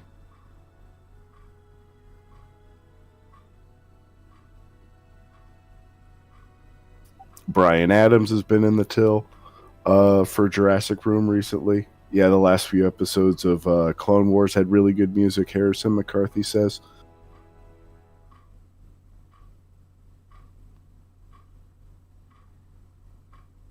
Jurassic Room, GVK is my favorite soundtrack, but I can't help but love Bear McCreary's main suite of King of the Monsters. I liked everything on that soundtrack except for Serge Tankian's cover of Blue Oyster Cult. I didn't care for it. He didn't do enough new with it. He's got a great singing voice and it sounds good, but it left me wanting. Should have just put the Blue Oyster Cult song in there.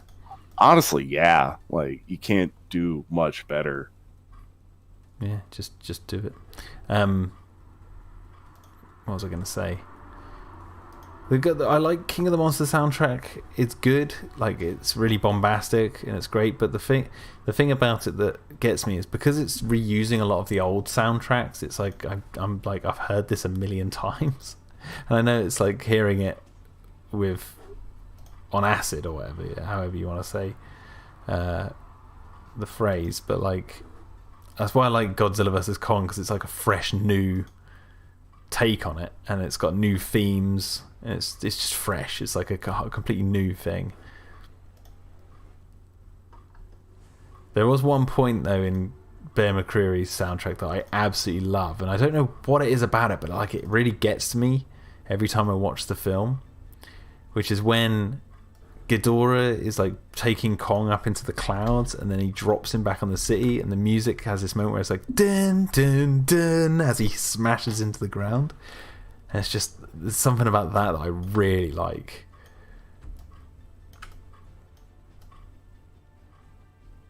That is a good earworm. We need to get you just a hand model, someone to sit there and hold their hand whatever way you need at any given time. No, I'm my hand model. I've just done it. That was me. I just took that photo. I am my hand model, sir. Called grassroots art right there. Well, it's just easier than trying to work out how to bloody draw a hand. It's just easier to just take a picture and trace around the edge, and then just tweak it to match the actual drawing. Like, I won't trace it perfectly because he's still got to be cartoony. You can't just have like a realistic hand there, but I can get the shape.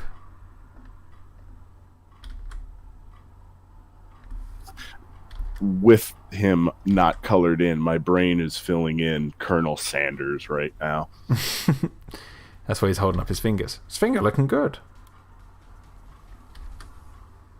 Deep fried Tanistrophius. I was literally about to say the exact same thing. Deep fried Tanistrophius. His finger looking good. I mean, I've had gator and I've had chicken. I assume dinosaur is somewhere in the middle, and they're both pretty tasty. God, my brain. You went, I've had gator and I've had chicken. In my head, I went, meow mix, please deliver. I've had gator, I've had chicken. Meow mix, please deliver.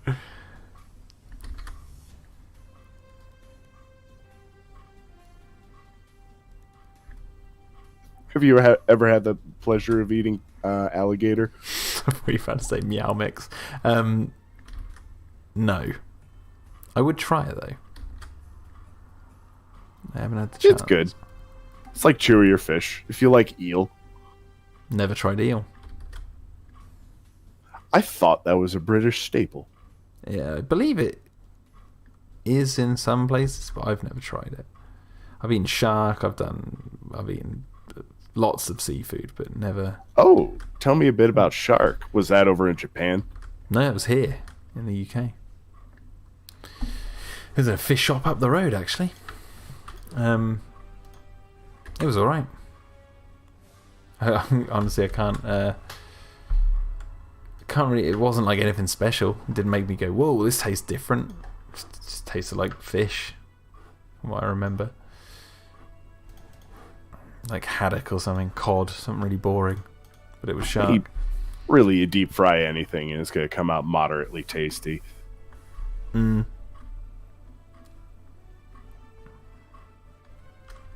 See, this is the point where it gets difficult, because it's like trying to get like his shoulder right with what I've just done.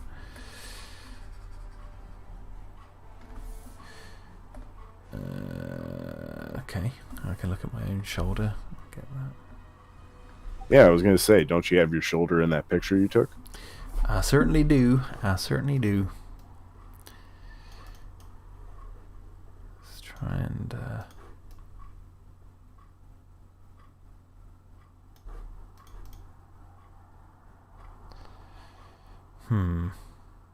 Something about it looks off.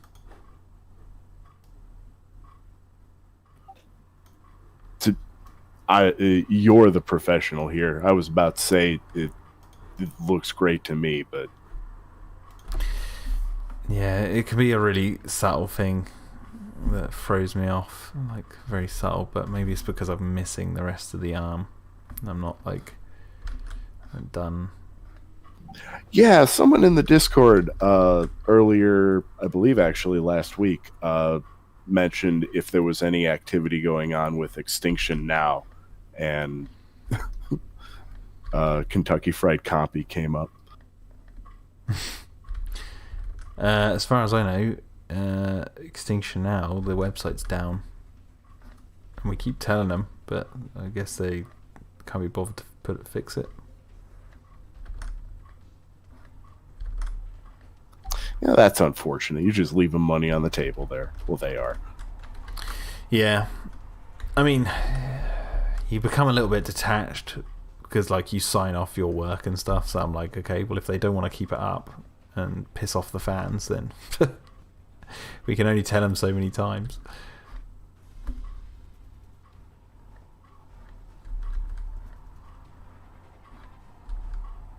Just make sure you see. That's one of the things I want to do, like the DPG and the Masrani website. Is like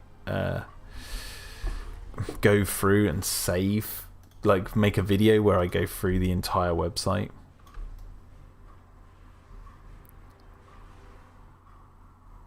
Just for posterity's sake.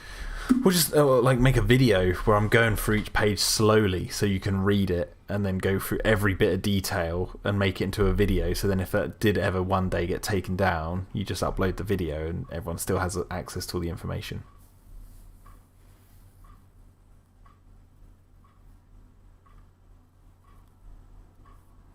Jurassic Room says, any predictions for... Sorry, go on. What were you going to say? Oh, I was going to say that wouldn't be too hard of a project. No, I am planning on doing it soon, because I don't know if anyone's actually done that, like gone through every single page and made sure that it's all... Obviously, we have all the information we wrote on our files, but not composed on the website, and the website's owned by Universal, so they could take it down at any point if they wanted to. Man, people have made videos out of single lines of text for the effort that you put into that website. Yeah, I know. But it's like but the source, it's like if people want the source and then they take that down, it's like the original Jurassic World map website that's now gone. It's like they've taken that down as well. So it's like, okay, yeah, maybe I should do this sooner rather than later. I haven't heard any plans of them taking anything down, but like, especially after the death of Flash, I know there was a big archival movement, and more people are kind of jumping on that bandwagon. You got people like Justin Wang who are making decent money simply just going through old posts on the internet. Yeah.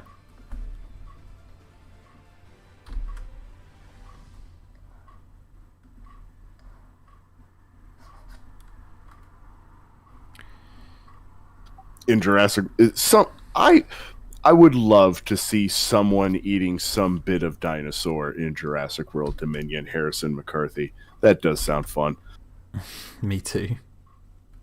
It's too natural to just outright ignore, maybe.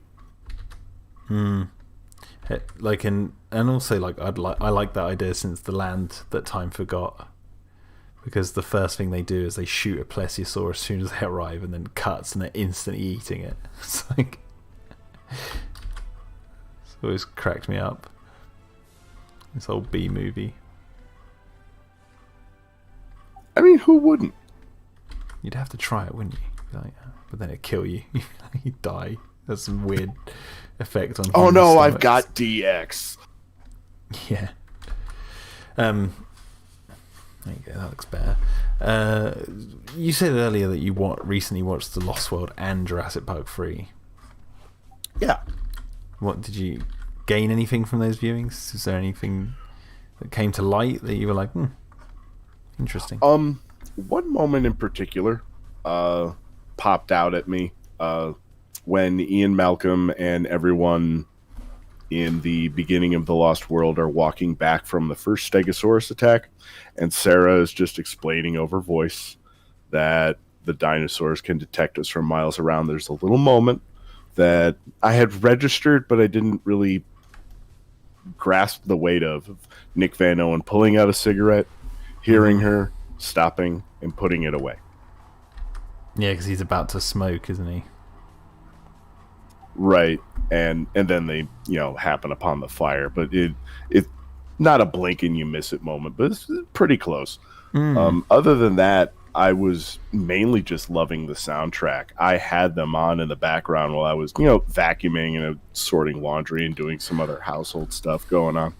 That's interesting you bring that up, because during this edit of The Lost World and Jurassic Park 3, some years ago, a friend of mine, I believe it was Sam, sent me sent me the unreleased tracks, or the unreleased scores from The Lost World and Jurassic Park 3 and Jurassic Park, and Jurassic World.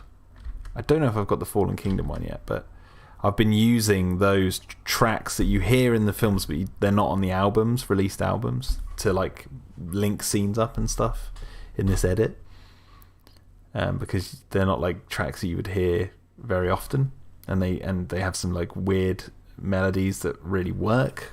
So I've got like Jurassic Park 3 music playing during the Lost World scenes, and it feels right, at least to me anyway.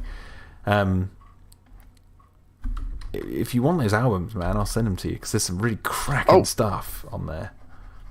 Oh yeah, I mean, I'll bang them in a drive for you. They're really cool. As often as I listen to anything else, I will put on the soundtrack for The Lost World or the original Jurassic Park. I like.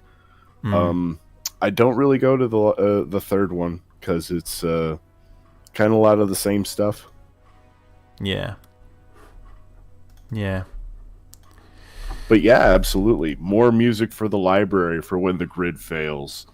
Well, it's cool because, like, for one of the things, like, for the Jurassic World soundtrack, for example, like, one of the tracks I really liked that wasn't on the officially released album was, like, when it transitions to from Hoskins on the phone to the Gallimimus feet, and that music's like, dun. Oh, I can't, I'm not even going to be able to do it now. But, how does it go? I want to do it.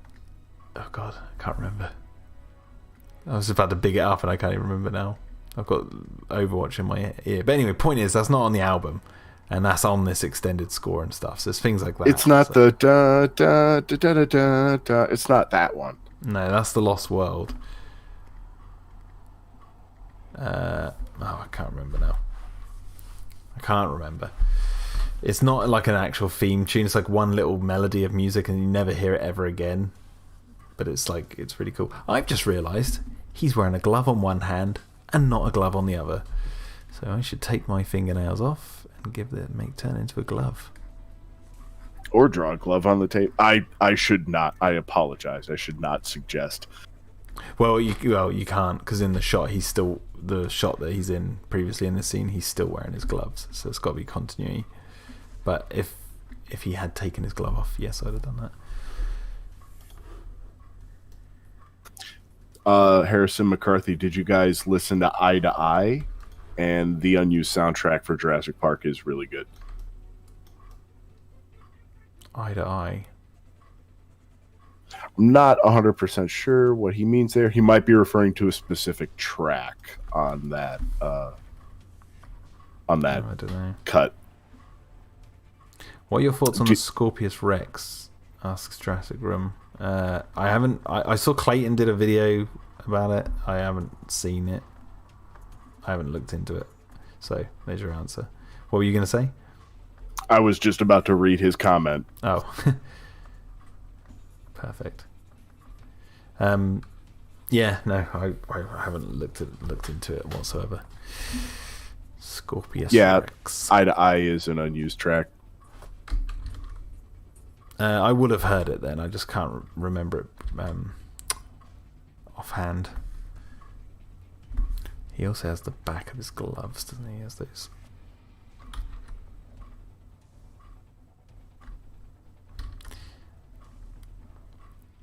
You guys ready for the most talky episode of Dino-Defenders yet? There's so much talking going on in this episode. Well, they've got a lot to evaluate. A lot happened in the last episode. Yes, it did. I hope people aren't bored when episode 4 finally releases to not watch episode 4. They're like, it took too long. Can't be bothered. I don't want to talk about everyone who's watching this stream. Like, I think you guys are pretty committed. I'm talking about like other people out there. You're still moving at a pace though for an individual creator. Like this is good time. Yes, I mean it's coming along nicely for where I'm at, especially with baby and everything. Yeah, I don't understand how you manage to juggle the life you have. Constantly going. I wake up each morning and then I look in the mirror and I'm like, there's another 5 grey hairs there. It means I'm doing well, I'm busy. There's another wrinkle there. Stress is getting to me now. Do you have a try and take this in a non-spoilery direction? Do you have the soundtrack kind of laid out? Like, do you know? Oh, nope. Okay. I'll get the episode all edited with the dialogue and everything, how I want it to look, and then I'll send it to Luke, and then he'll just do what he does, and then I'll give him some notes on some ideas that I might have. But episode 4, actually, I don't really have any ideas at the moment, aside from one. And then he comes back with what he does, and then we then sync up and have a call, and we'll edit together. Like, I know this is going to come out of left field, but hear me out on this. All disco for episode 4. Yeah, do the Kong v Godzilla thing. Just change it completely. Yeah, there's like moments like with episode 2, for example. There's like some music that happens like later on that was actually right at the beginning, and so I was like, I annoyingly said to him, I was like, look, the only edit I need in this episode, really, there's a few little tweaks, but one of the biggest edits is we need to move this entire chunk of music from one end of the soundtrack to the other, and then that created a whole like domino effect of issues. So we had to sort it out, but we eventually got there. And shout out to Luke. I won't lie, there have been a few times I've put on Dino-Defenders just to listen to it. Yeah, I mean, it's amazing. Like, what really gets me though is the fact that we barely change anything. It's like the timing is down. Like like I'll edit a scene, that length of that scene, the beats of the music and everything. There's only one moment in the 3 episodes that have been released so far where something sounds like it goes out of time slightly because of like the changing of the scenes and how the music needs to change. And that's in episode 1, so it's like, it's kind of the time that it would actually happen if it ever did. Kind of love those magical artistic synchronicities that just kind of pop into your lap. Yeah, like, and I was expecting the music to be hell. Not that I think Luke's bad, I meant like hell as in trying to sync it up, and then I've got to add a frame here to extend this bit, and I don't know what to do for the frame, and this, that, and the other, but no, none so far. Well, that's a lie. 1 in episode 2 where I had to like make a frame because the music, we couldn't change the pace of the music and we needed a bit more. I can actually tell you what that is as well. That's the Dimetrodon chasing Hunter. Right at the beginning, we see Hunter running through the forest, then we cut to the base that he's running to, then we cut back to Hunter. Oh no, we cut to the Dimetrodon running through the forest after him, then his foot in the puddle or something like that, and it's the Dimetrodon shot in the very opening. That was the last shot added in because I was like, we need something extra, because originally the Dimetrodon, you weren't going to see it until it came out of the forest. But then I was like, I need something here, so it's best to just mask it behind some trees and have it chasing him.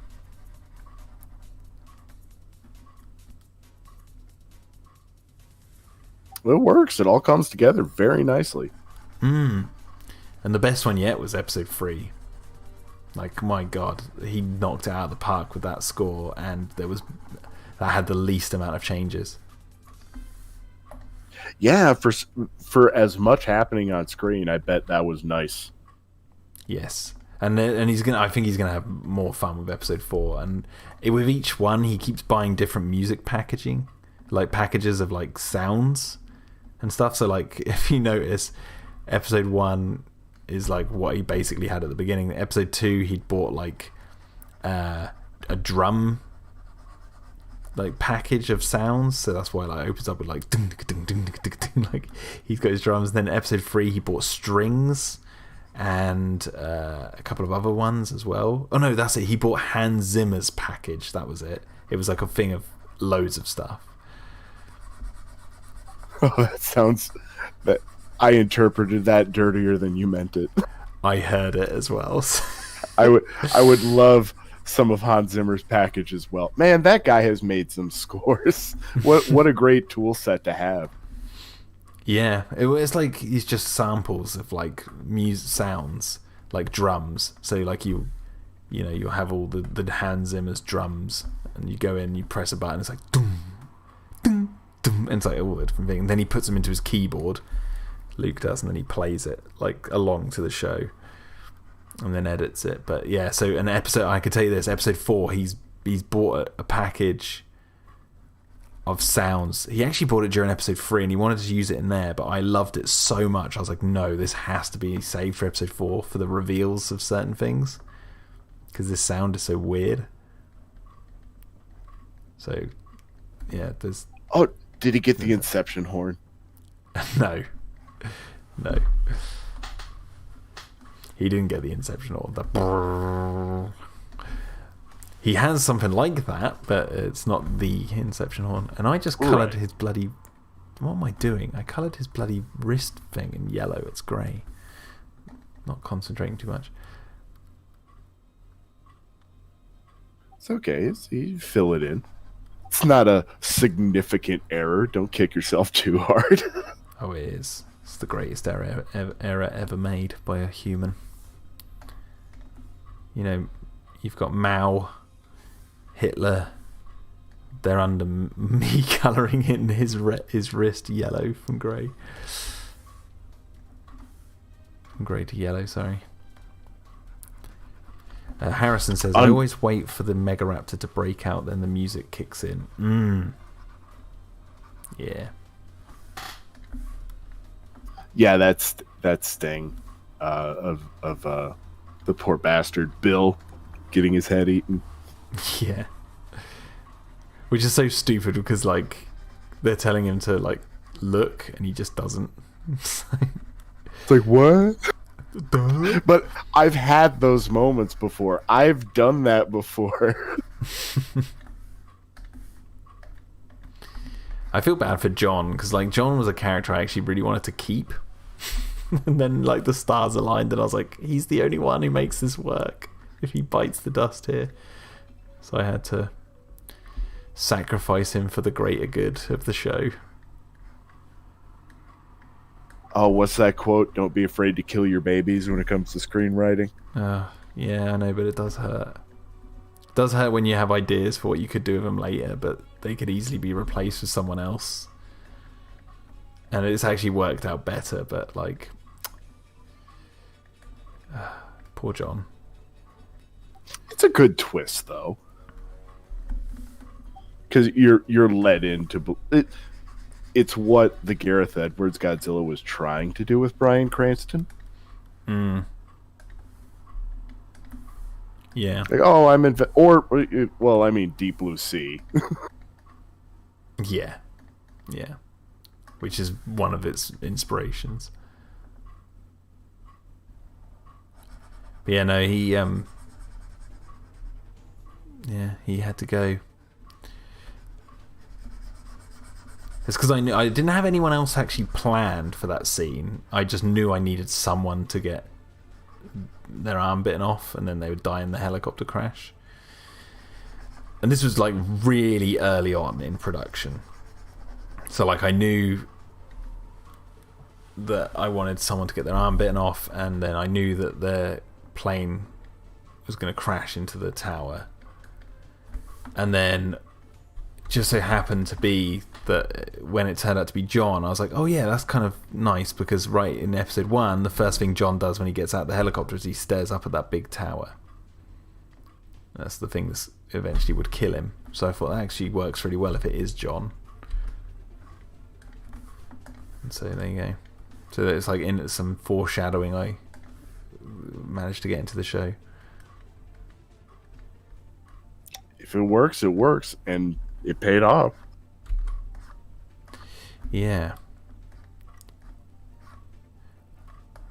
I'm thinking about as well my mind keeps going to like the last, even though I haven't finished episode 4 and bloody episode 5 I haven't even really thought about at all. In as much detail as to plan it. I haven't written episode 5 yet. I know where I need to get to, but I do keep thinking about the final product of all this, and I really feel like it's going to be a project that I'm going to be working on for a while. Like after episode 5 is done, it's not going to be like episode 5's done. Okay, I'll make an edit where I stick them all together. There's actually quite a lot I want to edit.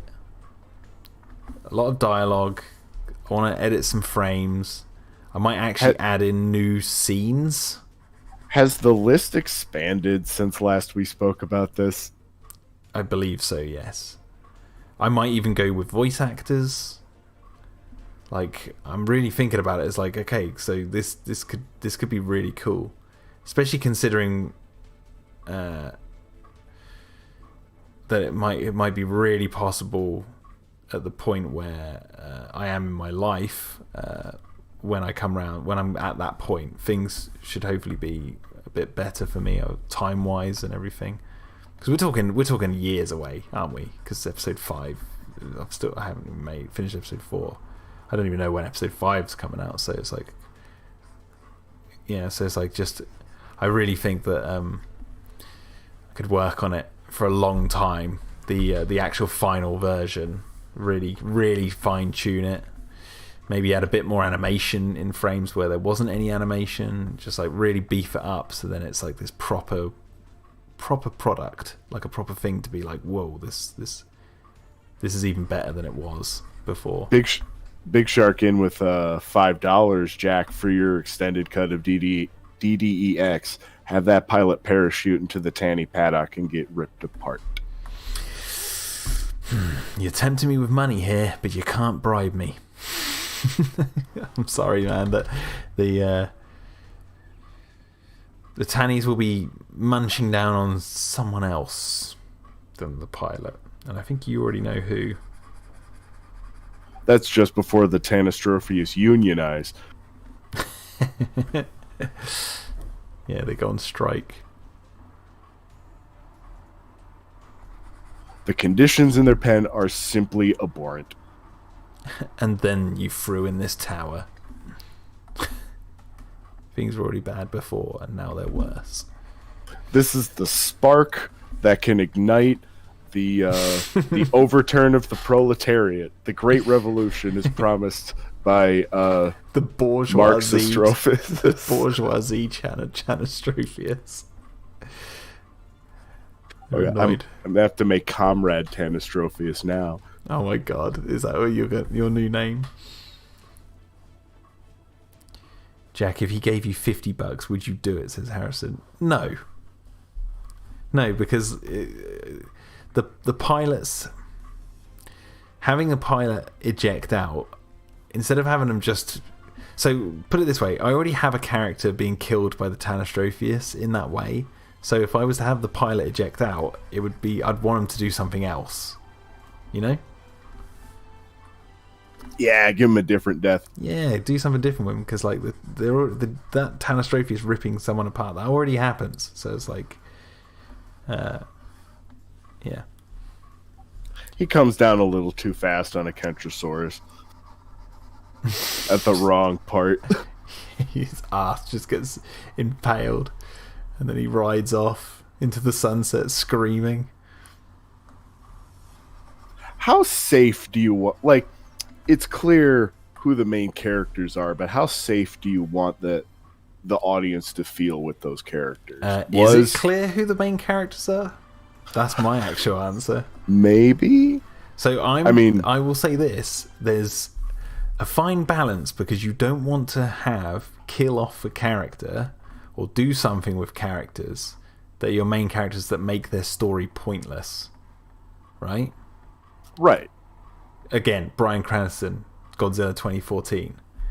You know, he builds up, he wants to find out what happened to his wife and all this, that, and the other, and what's going on there. He obviously finds out it's the Muto, but as soon as that happens, they off him, and it becomes the go home to your family, son, whatever it takes, and then he dies. It's like, okay, you want to do something a bit better than that with that character. If you do kill off a main character who the audience are invested in, do you know what I mean? Like, you don't want to make like following this character from the beginning or the end, or not from the beginning or quasi from the beginning. You don't want to like make it seem pointless or a waste of time that I've been choosing them as like a focus. If they're gonna die, like it's something to balance. But I like the idea, and I'll say this: I like the idea of doing a Ripley in Alien. So, like, if you'd never seen Alien before, and you didn't know anything about movie tropes or anything, who would you think would be the main character when you watch it? Fucking Dallas or Ash. Ripley does stand out, though. She does, yes. She's certainly got that. I mean, Parker would be my guess if I was watching it for the first time. The underdogs in the underbelly of the ship. Sigourney Weaver might be one of the hottest women in Hollywood even to this day, so she's always captured my attention. Right. But yeah, but my point is that, like, a lot of people were saying, like, what they were doing, no one fought Ripley because she's like trying to lock the characters out, not letting them into the ship, and it's like, oh, that's very unsympathetic, that sort of stuff. But obviously she's right. Like, I'm trying to sort of go that route. There's a character who I have in mind for this show who I consider to be not necessarily the main character, because obviously they're not in every single scene and they're not really like focused upon, but they'll be basically ending the show. Let's just leave it at that. It's Walt, isn't it? He's just the moral center of the show. Trust me, I think people are going to love Walt when they watch episodes 4 and 5.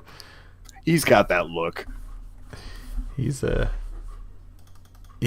going to be a fun character. I've been waiting for him to come into this show for such a long time, because I knew he was coming into it for a long time. Harrison McCarthy wants to know what the carnivore's diet is in DDEX. Well, there's a little bit of an answer in one of the episodes. The Megaraptor is at least allowed to hunt some amount of wildlife. Yeah, the wildlife that either strays too close to its pen and stuff. Paddock. But they eat, deer, stuff they catch. Just meat they ship in. Just trucks of unidentified meat rolling into the jungle. Yeah, helicoptered in, dropped from the sky with no remorse. Just slabs of meat splattering on the concrete. We spared no expense.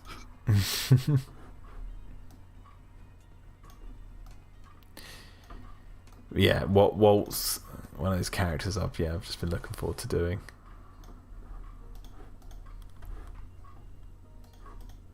Especially, go on. I'm most interested in what's going on with Rose. Like, she's got secrets, and I want to plumb those secrets in the worst way possible. Yeah. I think you're gonna like Rose. She's badass. She's badass. Yeah, she is. With no hesitancy at all, shoot it. Just gun the thing down. It's causing a problem. Yeah, I know, right? Isn't that great? I was quite pleased when I thought of that. The idea that she's just like, just kill that thing. Just get rid of it. It's too much of a problem. We're literally sitting on a factory for more. What am I worried about? Oh, yeah. A commanding, hard, decisive woman I've always been drawn to. Like, bossy has been denigrated as a negative term, for a lot of ladies, and to me that's a minor tragedy because a woman in authority. Ooh, yes, ma'am. Leave your fetishes to yourself. The she's a character that like I wanted to write to be. I have to be really careful with my words here. Like what she.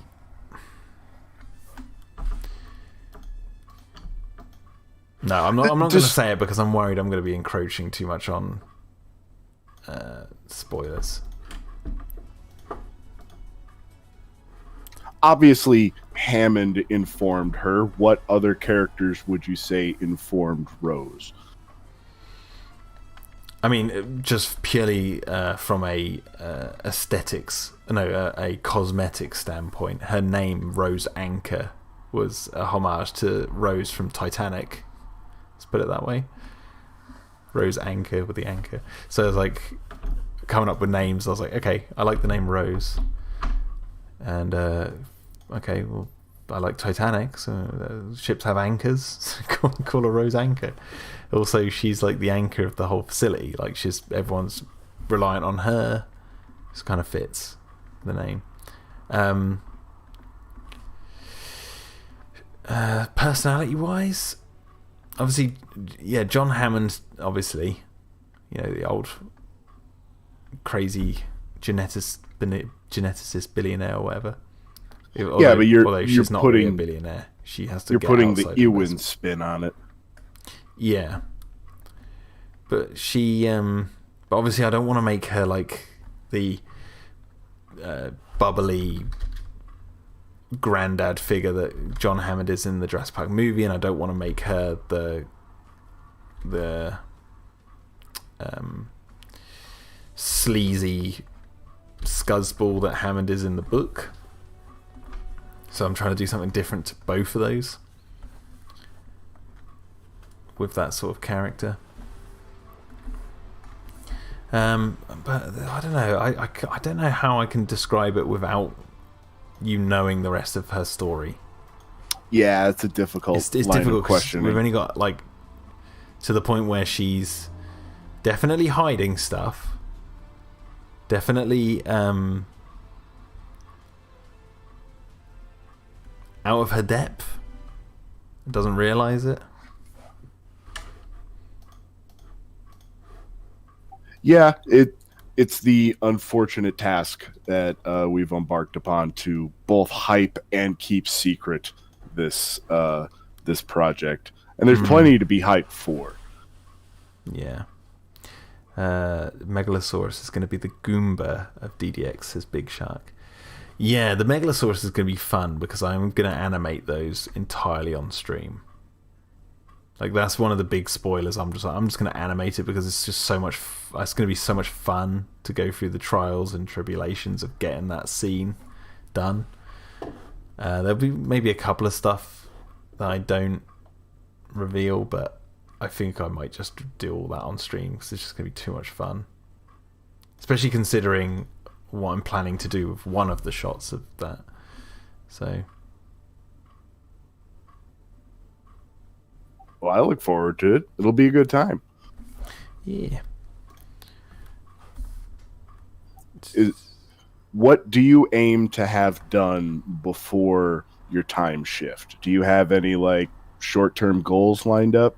Like, if I can't question you about what you're making, I'll question you about the process of making it. You know what I mean? Mm-hmm. You mean time shifted when I said June? Yeah. Do you have short-term goals to get done before that hits? No. I mean, are you talking YouTube specific? Because there's loads of other stuff going on. Or like, even outside. even particular frames. No, not when it comes to Dino-Defenders. Dino-Defenders is like in the realm of just get it done whenever you can. And whenever you want to, because it's really hard to like work on it when you don't want to work on it. That's why you have to take a break and do something else, like Jurassic Park 3 and Lost World into one movie. Yeah, but that sort of thing has to rejuvenate your juices and your interest, and yeah, which it does. Yeah, that's exactly what it has done already, and I haven't even finished it.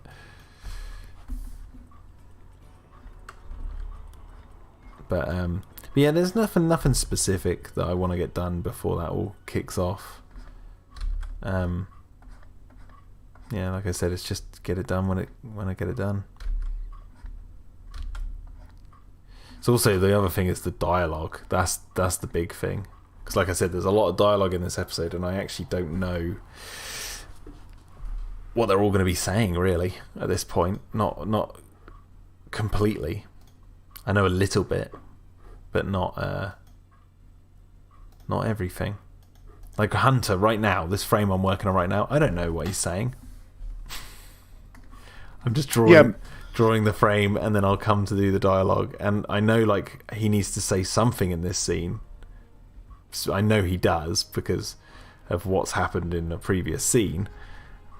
He needs to address it, so I know I need this shot of him explaining something or questioning something, and I might need to do this and then do another version of him in a different position, so we've got this same shot but him in two different positions, so I can have two different shots of him talking, but I don't know what specifically he's going to be saying.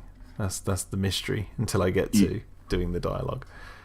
You just 100% described the Stan Lee / Marvel method. Like, here are the bullet points, get it drawn, we'll figure it out in post. Yeah, it's fun doing it that way. It is fun. You can already tell, like, you block your shots really well, so in watching you know where you make room for dialogue boxes, which I've got this whole big space over here.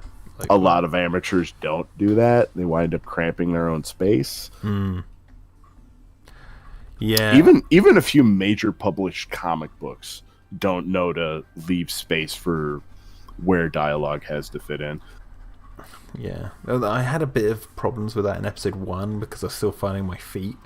And before I had the dialogue boxes, before I found those to use, originally it was all going to be subtitled in the black bars at the bottom.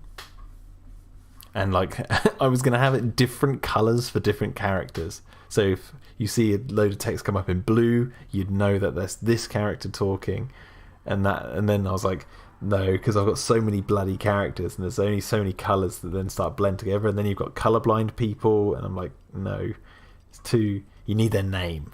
You need their name on screen, so you just see, you know who's talking, kind of thing. That website is a very elegant solution. Yeah, I had to reach out to the guy who made it, because I was like, look, I want to use this in my show. Is it okay if I do it for free, like even though I'm monetizing and that? And he's like, yeah, it's fine. So knock yourself out. It's up there, isn't it? So I was like, I can give you credit for your website. But as soon as I found that, I was like, this is perfect. Fits that kind of game cutscene feeling. Plus you can change the speed and colours and all that, so it's like, oh, brilliant, perfect. Answered my prayers. Big Shark wants to know if the stream is going to be called Sweaty Pits. Why would it be called? Oh, because I'm drawing sweaty pits. I don't know what I'm going to call it. The thing is, it gets very hard to name streams because we talk about so many different stuff. It's like not one specific subject. So it's like, what do I describe this stream as? I would have suggested earlier using like the Waddingers or something, but that might bring in a whole new barrel of problems if you tag that in your stream. Yeah, my whole channel could get taken down because YouTube would be like, you said this is made for kids and you're talking about kids show. But here you go. We'll avoid that. Here you go. Fuck. There you go. That the algorithm can hear that, and now you definitely know it's not for kids. Sweaty Pit's probably a safer bet. Yeah, or Captain Scarlett. Something, I don't know, something that we talked about. But yeah, it would be. I've been thinking about this. It would be kind of nice to somehow pick a topic and make that the discussion of a stream. So then, because the way the algorithm works is it scans your thumbnail, and then it also scans your title, and then it scans the video and the audio. And if all of those are synced up, and if the video is solely about what your title is and what's on the thumbnail, then the algorithm actually pushes it out there. Like, it will actively promote it. Whereas with these streams, why they stick in the like low numbers, and my Godzilla review has got thousands of views, even though it's like not even, well, it's a week old today. Whereas my live stream painting like don't get many views. It's because we talk about so much different stuff, and I name them like big meaty sausage. It's like the algorithm's like, I'm not promoting this. This makes no sense. Yeah, but we can make this act a little bit more professional, I suppose. Some of that's on me. No, don't blame yourself, man. Because the reason I wanted you on here was to have just a chin wag. Because that's like, it's just nice to have free flowing conversation about anything, really. That's what I liked about it. But it would be cool to like pick a subject. I think doesn't have to be every week. But like pick a subject and then go in depth. You know, 1 second we'll be talking about Superman, and then the next it'll be going off to the Tomboos, and then the next it's Sweaty Pits. It's like Ripley again. Yeah. Exactly. Call the stream painting Dino-Defenders live. Yeah, I originally was planning on like actually naming all of these live streams like painting Dino-Defenders live 1, 2, 3, 4, and then just leave it at that. Maybe I should just go back and rename all the streams that.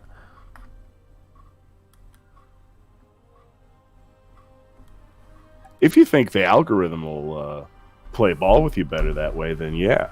Yeah, it might do. It might do. Okay, let me see.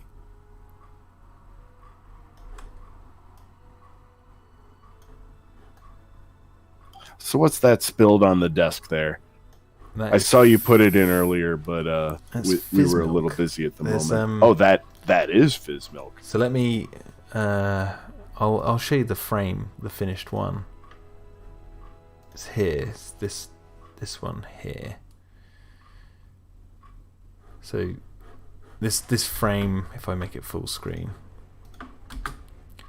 you know, you got the screen in the background, the screen's flickering, there's 2 screens, there's dust falling down the ceiling, and then right in the middle, right here, is some spilt fizz milk, which is on the side of the on the table that the 2 fizz milk guys who work for Turner are on. It's cool to see the screens animated as well. Yeah, and I did mess up. Oh, excuse the bikes. There's one guy, he goes past our house every single night at this time, around 11, half 11, and he's got the loudest frickin' bike. Yeah, I did some damage to Victor, and I think I explained this on a stream, but I changed Hank's shirt. Made him look a bit messed up. Made him look a bit rugged and handsome.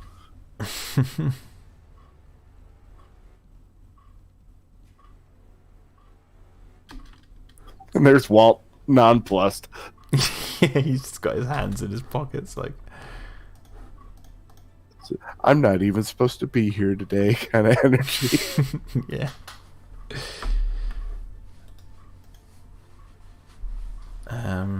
Anyway, right.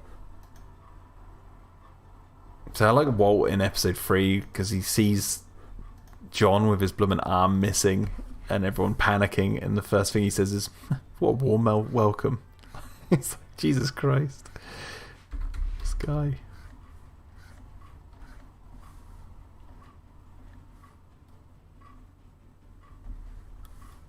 I'm just gonna make this line a little bit thinner on his arm. It's a bit too thick. Yeah, the only other thing that's really popped up on my radar besides work was Oddworld Soulstorm came out, and that's kind of a weird game. I don't know if you ever caught that way back in the day, the first Oddworld game. Was that weird, like, green alien guy? Yeah, yeah. And the objective of the game, well, you could kill people, but the objective was to actually save all your fellow friends. The official sequel came out a couple days ago, and I'm eager to get it. I'm probably going to get it later tonight and start running through it. So that's just a fun world to be in. I remember playing it like around a friend's house and enjoying it. Wasn't there like these weird, like almost like xenomorph type characters? Yes, the squigs. Well, there's Squigs, a whole bunch of oh my god, the squigs. critters. Yeah. I mean, like the trailer hypes this game up so much because it really just picks up right where the last game left off. Yeah. Yeah, no, that sounds cool. I mean, I'll probably and killer soundtrack through all those games. Even Stranger's Wrath was awesome. I feel like a good old west kind of twangy, guitar picky, semi sci-fi. I know you're not big into games, but that's the only other big thing that's really popped across my radar. I don't have anything meaningful to contribute to the Godzilla vs. Kong discussion other than I would have liked a couple more shots of like water displacement because that's what I really liked about Gareth Edwards' one. Other than that, like, it's a fun-ass movie. You mean when like Godzilla's going back into the ocean or whatever? Yeah, they cheap out on that last shot of Kong looking at him, and then suddenly Godzilla's in the ocean, and there's no displacement, and the hole is like right there. Like, the hole being that close to the ocean would be a really interesting problem to see, but whatever. It's like, yeah. Like, what happens if the ocean just starts draining into the hollow earth? Because he's like right there on the shore. Yeah. They ran out of money. They couldn't animate it. I have yet to bring myself to watch the Collider interview with the director. Oh man, the director looks exactly like one of my friends. Like, spitting image. I don't want to put his face up on stream, but yeah, I sent it to him and I was like, when did you direct Godzilla vs. Kong? And then all he had to say was, he's got a beard, he's got Don King's hair on his chin, that's what he said.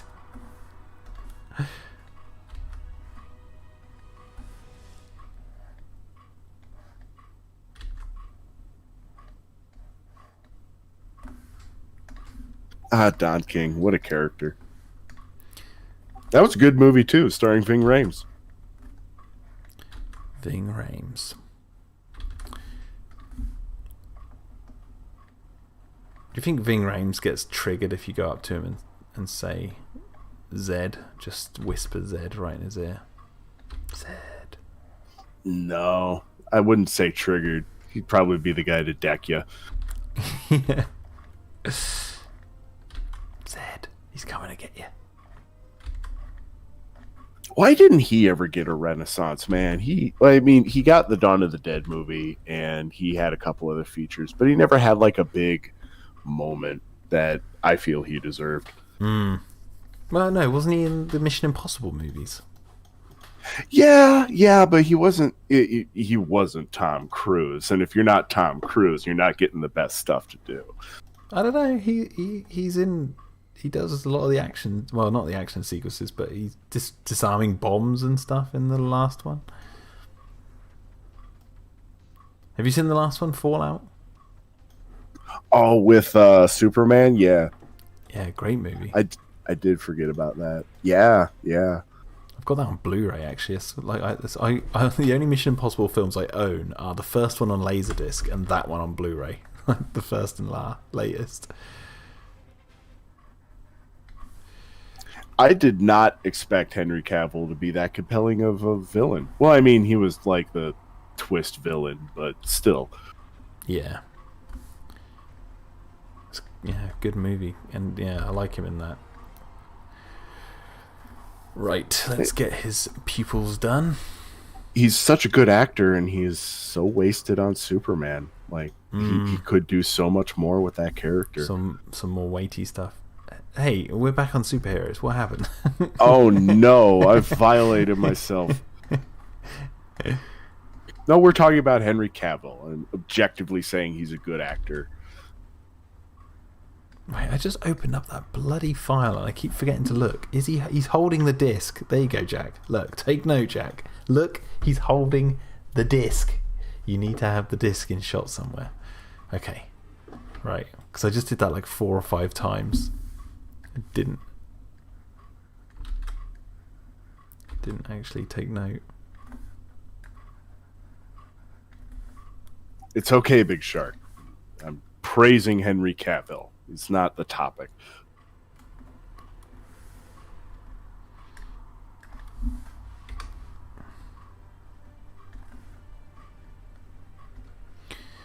Right.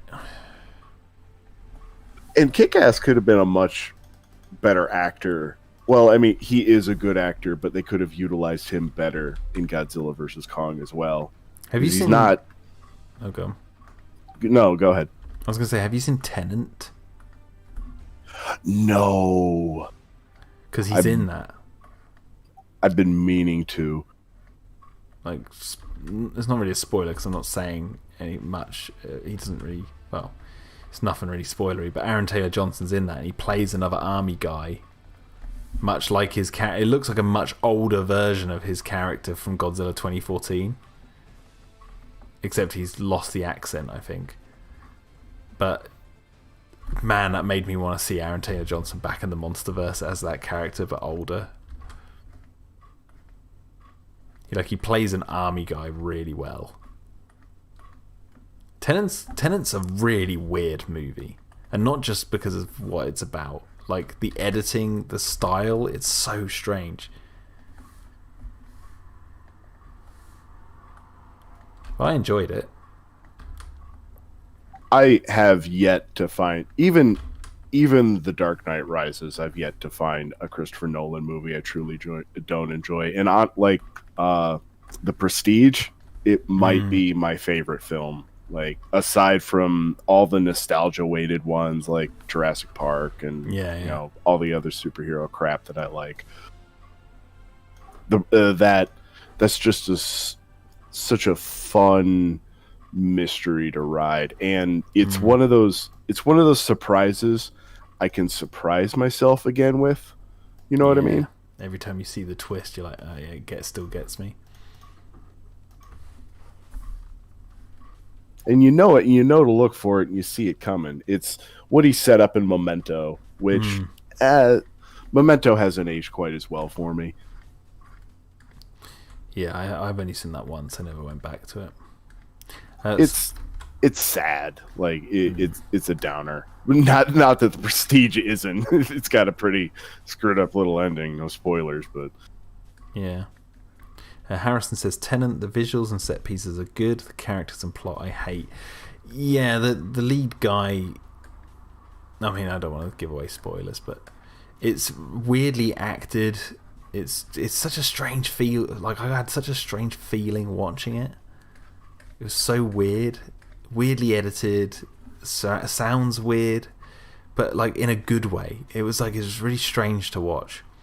There's one moment where they're on this motorway, and I'm not going to say exactly what they're doing, but like there's a fire engine involved, and for me it felt like so real. It was like such a realistic scene, but it's really weird to describe. It's like I was watching it, and the atmosphere, the music, the way it's all built up, and I was just like, the lighting, I was like, this just feels like real life. It doesn't feel like a movie. But then the actors come in, you're like, okay, it's a movie, but do you know what I mean? It's so strange. It's a really weird movie. No other film has given me that feeling. The first film that comes to mind, and I threw it at you before in a cavalcade of other recommendations, but Take Shelter feels very real to me. Yeah, we watched the trailer for that, me and my wife, we went through all the lists of films I've been recommended, and we watched the trailers. And then that one we didn't. We went with The Wave, but Take Shelter looked interesting. I do love me some Michael Shannon. I've said it before.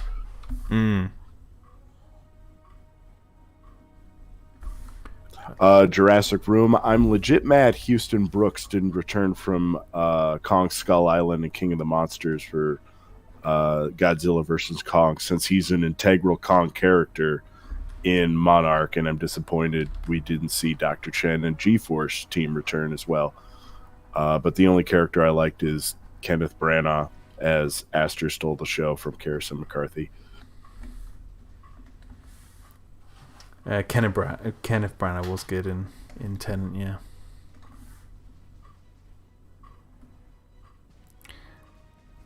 I mean, I didn't mind the lack of the G-Force characters in Godzilla vs. Kong, mainly because, like, you have to question, like, what are they going to do in the plot?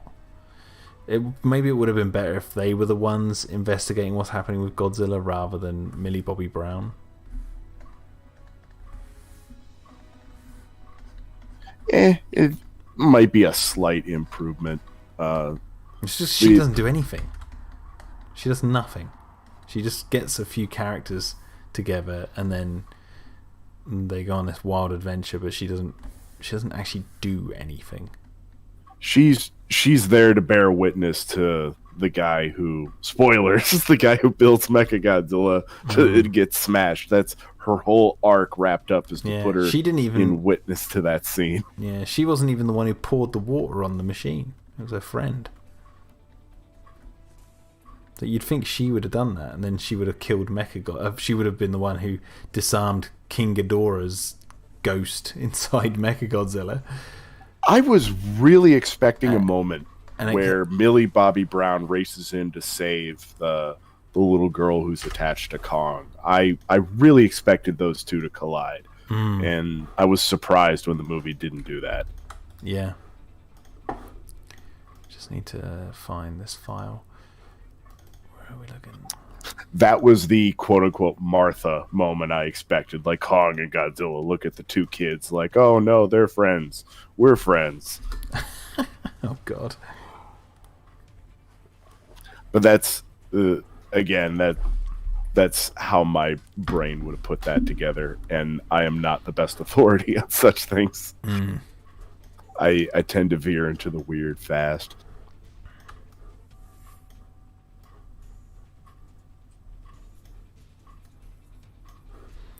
You know what? He's actually going to be holding it the other way around. I want the back. Let's get the back.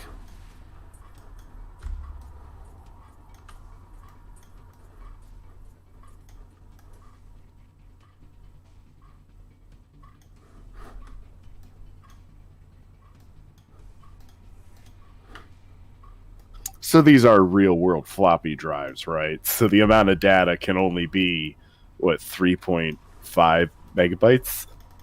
Yeah, it's a very short video. Very short video. In a zip file that's been compressed twice. Yeah, so like, you look, it's just the Biohazard demo. So it's like, it's just showing what they can do. I just like the idea of floppy disks being used, because it's such an old school technology. And plus, like, I'm not dating Dino-Defenders. There's also, like, one person has, like, a mobile phone looking thing, and it's like, Rose has that big chunky computer on her desk. He has the floppy disk. Like, there's no actual specific time when this takes place. You wanted a heads up when we were picking up your cursor and when you were doing the heavy cover over of the hand. Yeah. Yeah, that was probably because I was really rushing about then. Wait, which side is that on? It'll be on the other side, so. The Audacity noise remover is surprisingly efficient if you're really worried about those kind of things. Yeah, no, it was just I haven't noticed it with other streams. It was just one stream ago, like it was really prevalent, and I think it was mainly because I maybe had my mic really close to where I was drawing, and I was drawing because I was scraping the stylus a lot. Whereas this tonight, I'm not really doing that because I'm drawing. Like actual lines. There we go. I'm just going to add a shadow under that. So it looks... Whoa, what the frick is going on there with that shadow?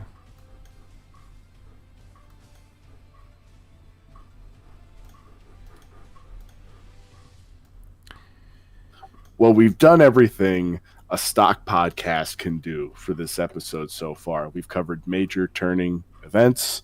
We've covered everything going on in your world now. We've covered all. There's no big upcoming movies other than Jurassic Park. Nothing I'm like really primed for. Mortal Kombat, but yeah, nothing I'm really like stupidly hyped for. I'm intrigued by Ghostbusters Afterlife, but not like amazingly so. Yeah, that looks fun. I'm just curious. I'm more curious because of like what's it going to be like and what the backlash is going to be like because of the female Ghostbusters that came before it. Like, is there going to be a dig in the film at the female Ghostbusters? There has to be. There has to be, right? I hope the fact that it's Mr. Reitman's son kind of alleviates a little bit of that. And honestly, like if it's a good movie and if there's, I have no doubt he's going to put a well-developed female character in there. If it executes on that, it can't be that big of a backlash, can't it? I mean, unless they take a distended amount of time in their children's movie to actively shit on the previous movie, which I don't get that feel from that trailer at all. No, I don't think they'd like actively shit on it. But what I mean is like, you know, like how in bloody Rise of Skywalker, the amount of like joke, or like how Luke Skywalker talks about his lightsaber, like don't throw that, respect it, it's the weapon of a Jedi. It's totally a dig at Rian Johnson's film. It's like that sort of thing. All it has to do is happen once and I'll be like because that Ghostbusters sucked so badly. So Harrison, much. Is there a date for A Quiet Place 2? I am interested to see that. That was a cute little movie. I say cute. It sounds so trite. I enjoyed that film. I thought it was alright. The Quiet Place. I thought the sacrifice of the dad at the end was stupid as hell, though.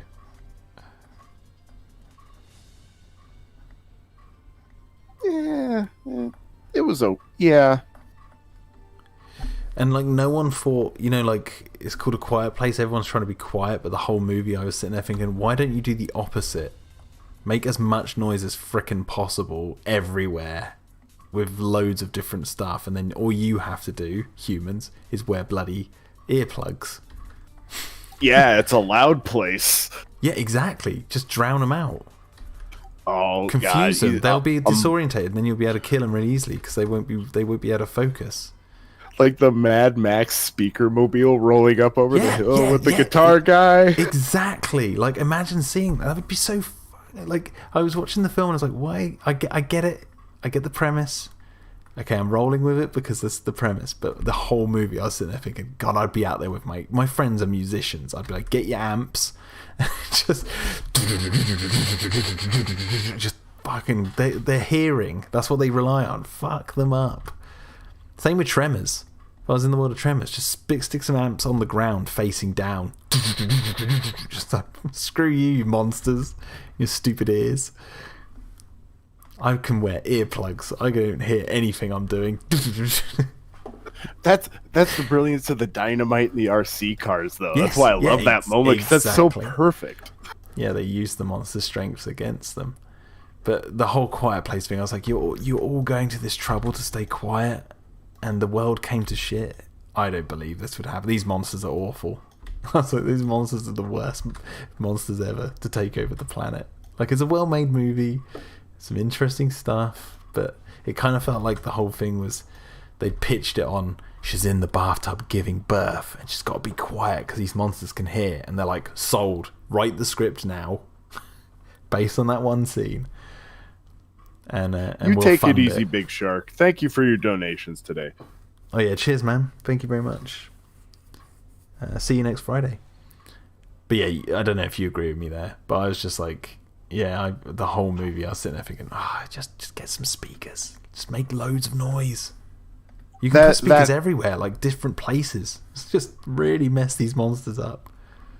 That particular idea had not occurred to me, but I don't know. A jump like that for the concept is not a huge one for me, because I did it for Signs, and I really like Signs. And even if it's a little like, okay, they're screwed over by water. Well, all right, it's still a good movie. Get it right, holy water. Right, yeah. Well, but the thing is, like, I could very easily see in the world of A Quiet Place a character who does that. Like, they meet someone who's like, yeah, I play music really loud. Like it would fit that world. It's not out of the realm, so they could do it in the sequel. They did a little bit of that with Land of the Dead as well.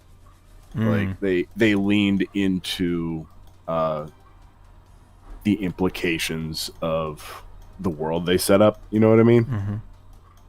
Yeah. Yeah. God, I haven't watched that in a while. Land of the Dead. I went to the cinema and saw that when it came out. And this isn't a knock on A Quiet Place, but you could tell the concept kind of came before the execution. That's not always a bad thing either. That's what I was saying, like the concept, and the concept was she's in the bathtub giving birth. All these monsters that use sound are hunting. That was the pitch. I'm telling you, that's how it went down. Oh, May 31st. It's right around the corner. Sweet. Who knows? Maybe the sequel will get into that. Oh, come on, I just want... Yeah, you're right. I want that big Mad Max truck with the speakers. Like, there's got to be a character doing that. Like a hillbilly. And of course they're going to be like, he's going to die. But it's like, no, make him the hero. I mean, there's some meme fodder there. I might just jam those two together quite unprofessionally. Shh, we got to be really quiet. These monsters rely on sound. And they've killed loads of people. Here comes Jack. Fuck you, monsters. I can see you. You're all dizzy from my music. Lemmy rises from the grave to aid humanity in the final battle. It'd be so good. It'd be so good.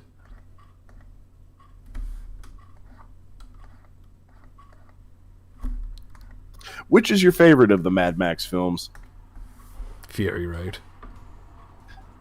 It is kind of a good one. Like the old ones, I can get the appeal of like Road Warrior and stuff, but I only own Fury Road. It's like George Romero just fine-tuned what he wanted to do originally.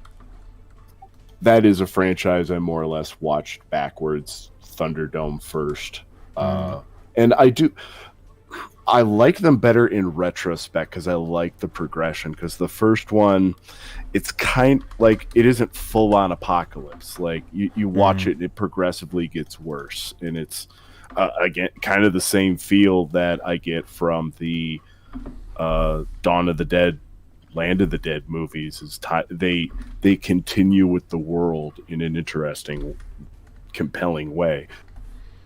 Yeah, I mean, they retcon it each time in Mad Max. So it's like you don't need to watch any of the other ones to watch what you're watching. It's just like, there's the character Mad Max. He's not really the focus, but you're just seeing him stumble upon this situation. And then what happens. And that's what Fury Road does. I don't know, I just really like Fury Road. And that's... Because when I was a kid, I saw Thunderdome first, I think. And all I remembered from that as a kid was the guy getting his fingers cut off. And it freaked me out when I was younger. And then I think I saw 2 and then 1 when I was a teenager. And then obviously Fury Road. And then all I remember really when I was younger of Mad Max was like, oh, it's just like people with cars that they've done up, and it's a post-apocalyptic world, and there's this one big car chase.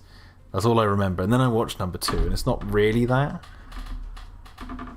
But then you watch Fury Road, and it practically is that. So it's just tapped right into like my view of what the old film, how I remembered it being. So then that's why I really like it.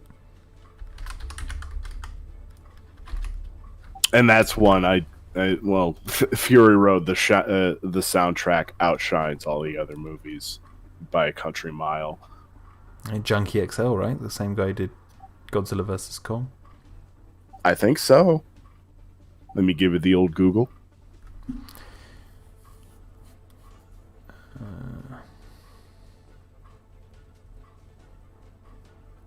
Which is the better revival, Fury Road or Dread? Fury Road. By the way, Harrison said, here's a behind the scenes for Mad Max 1. They found the extras in a pub, and to get them in the movie, they paid them $20 and a beer. That's Australia for you. God bless that country. I really enjoyed Dread, but Fury, I don't know, maybe because what you're comparing, because like Mad Max had a couple of good movies, and then Fury Road and Dread had one, the Stallone one. So technically, it would be Dread, wouldn't it? Because it's like, yeah, it has more potential. Yeah. Even if Fury Road's kind of the better movie, like Fury Road on its own almost feels like a finale. Yeah. Have you ever watched Dread in black and white? No. Do it. Oh my god, it's so good. Just turn all the colour off, and then just turn the contrast up a little bit so the blacks become a little bit darker. Oh my god, it's such a good experience. Harrison McCarthy's favorite is the Road Warrior. Jason Kruger. Apparently the dino files from the RV in the Lost World are archived someplace in San Francisco. All you have to do is pay someone to dig them out and probably convert them now. I feel like I've heard that before. Didn't someone try doing that? Oh, I don't know. I think Clayton might have done it. Might have did a video on it.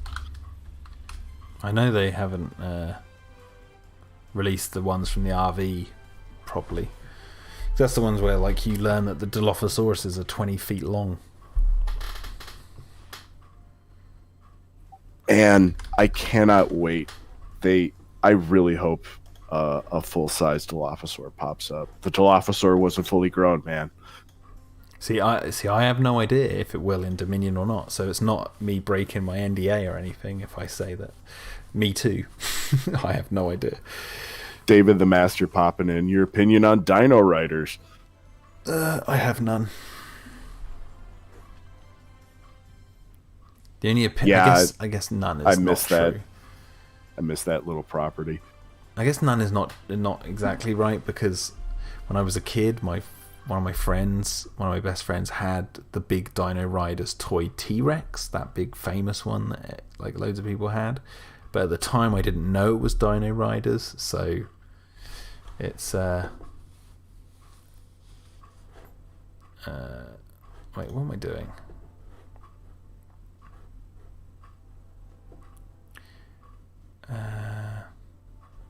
I'll just open this because I just realised I'm basically finished here.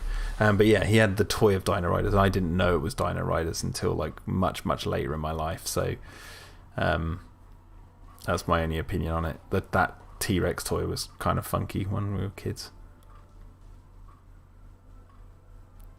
Jason Kruger says, if we get a little Dilophosaurus again, I'm going to be pissed.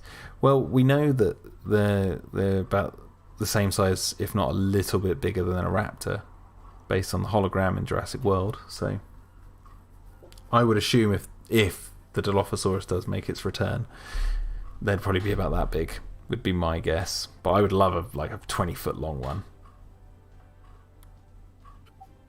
That Dilophosaur has permeated pop culture more so than even the Raptor, because even games like the Isle and Ark depict the Dilophosaur in that exact same way. Mm-hmm.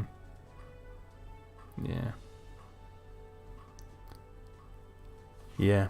Anyway, I'm gonna have to head off. Sorry to cut short. I'm hitting a rock and I've got work. I'm hitting a wall. Sorry, and I've got work tomorrow. Sorry to end it abruptly. No, it's fine. I saw it coming anyway, and thank you for having me on and letting me jam your ear off. No worries. But yeah, we can talk more about Dilophosaurus and stuff another time. Yeah, anyway, guys, thank you so much for coming. Thank you, Big Shark, for the tips. And I'll be back next week, next Friday, same time, 9 p.m. till 12 UK time. I will catch you around later, and thank you, Dr. Tanistrophius, who will be returning next week, I assume, as Comrade Tanistrophius. Oh, you bet, Comrade. Do svidania. And on that note, everyone, see you later. Bye-bye.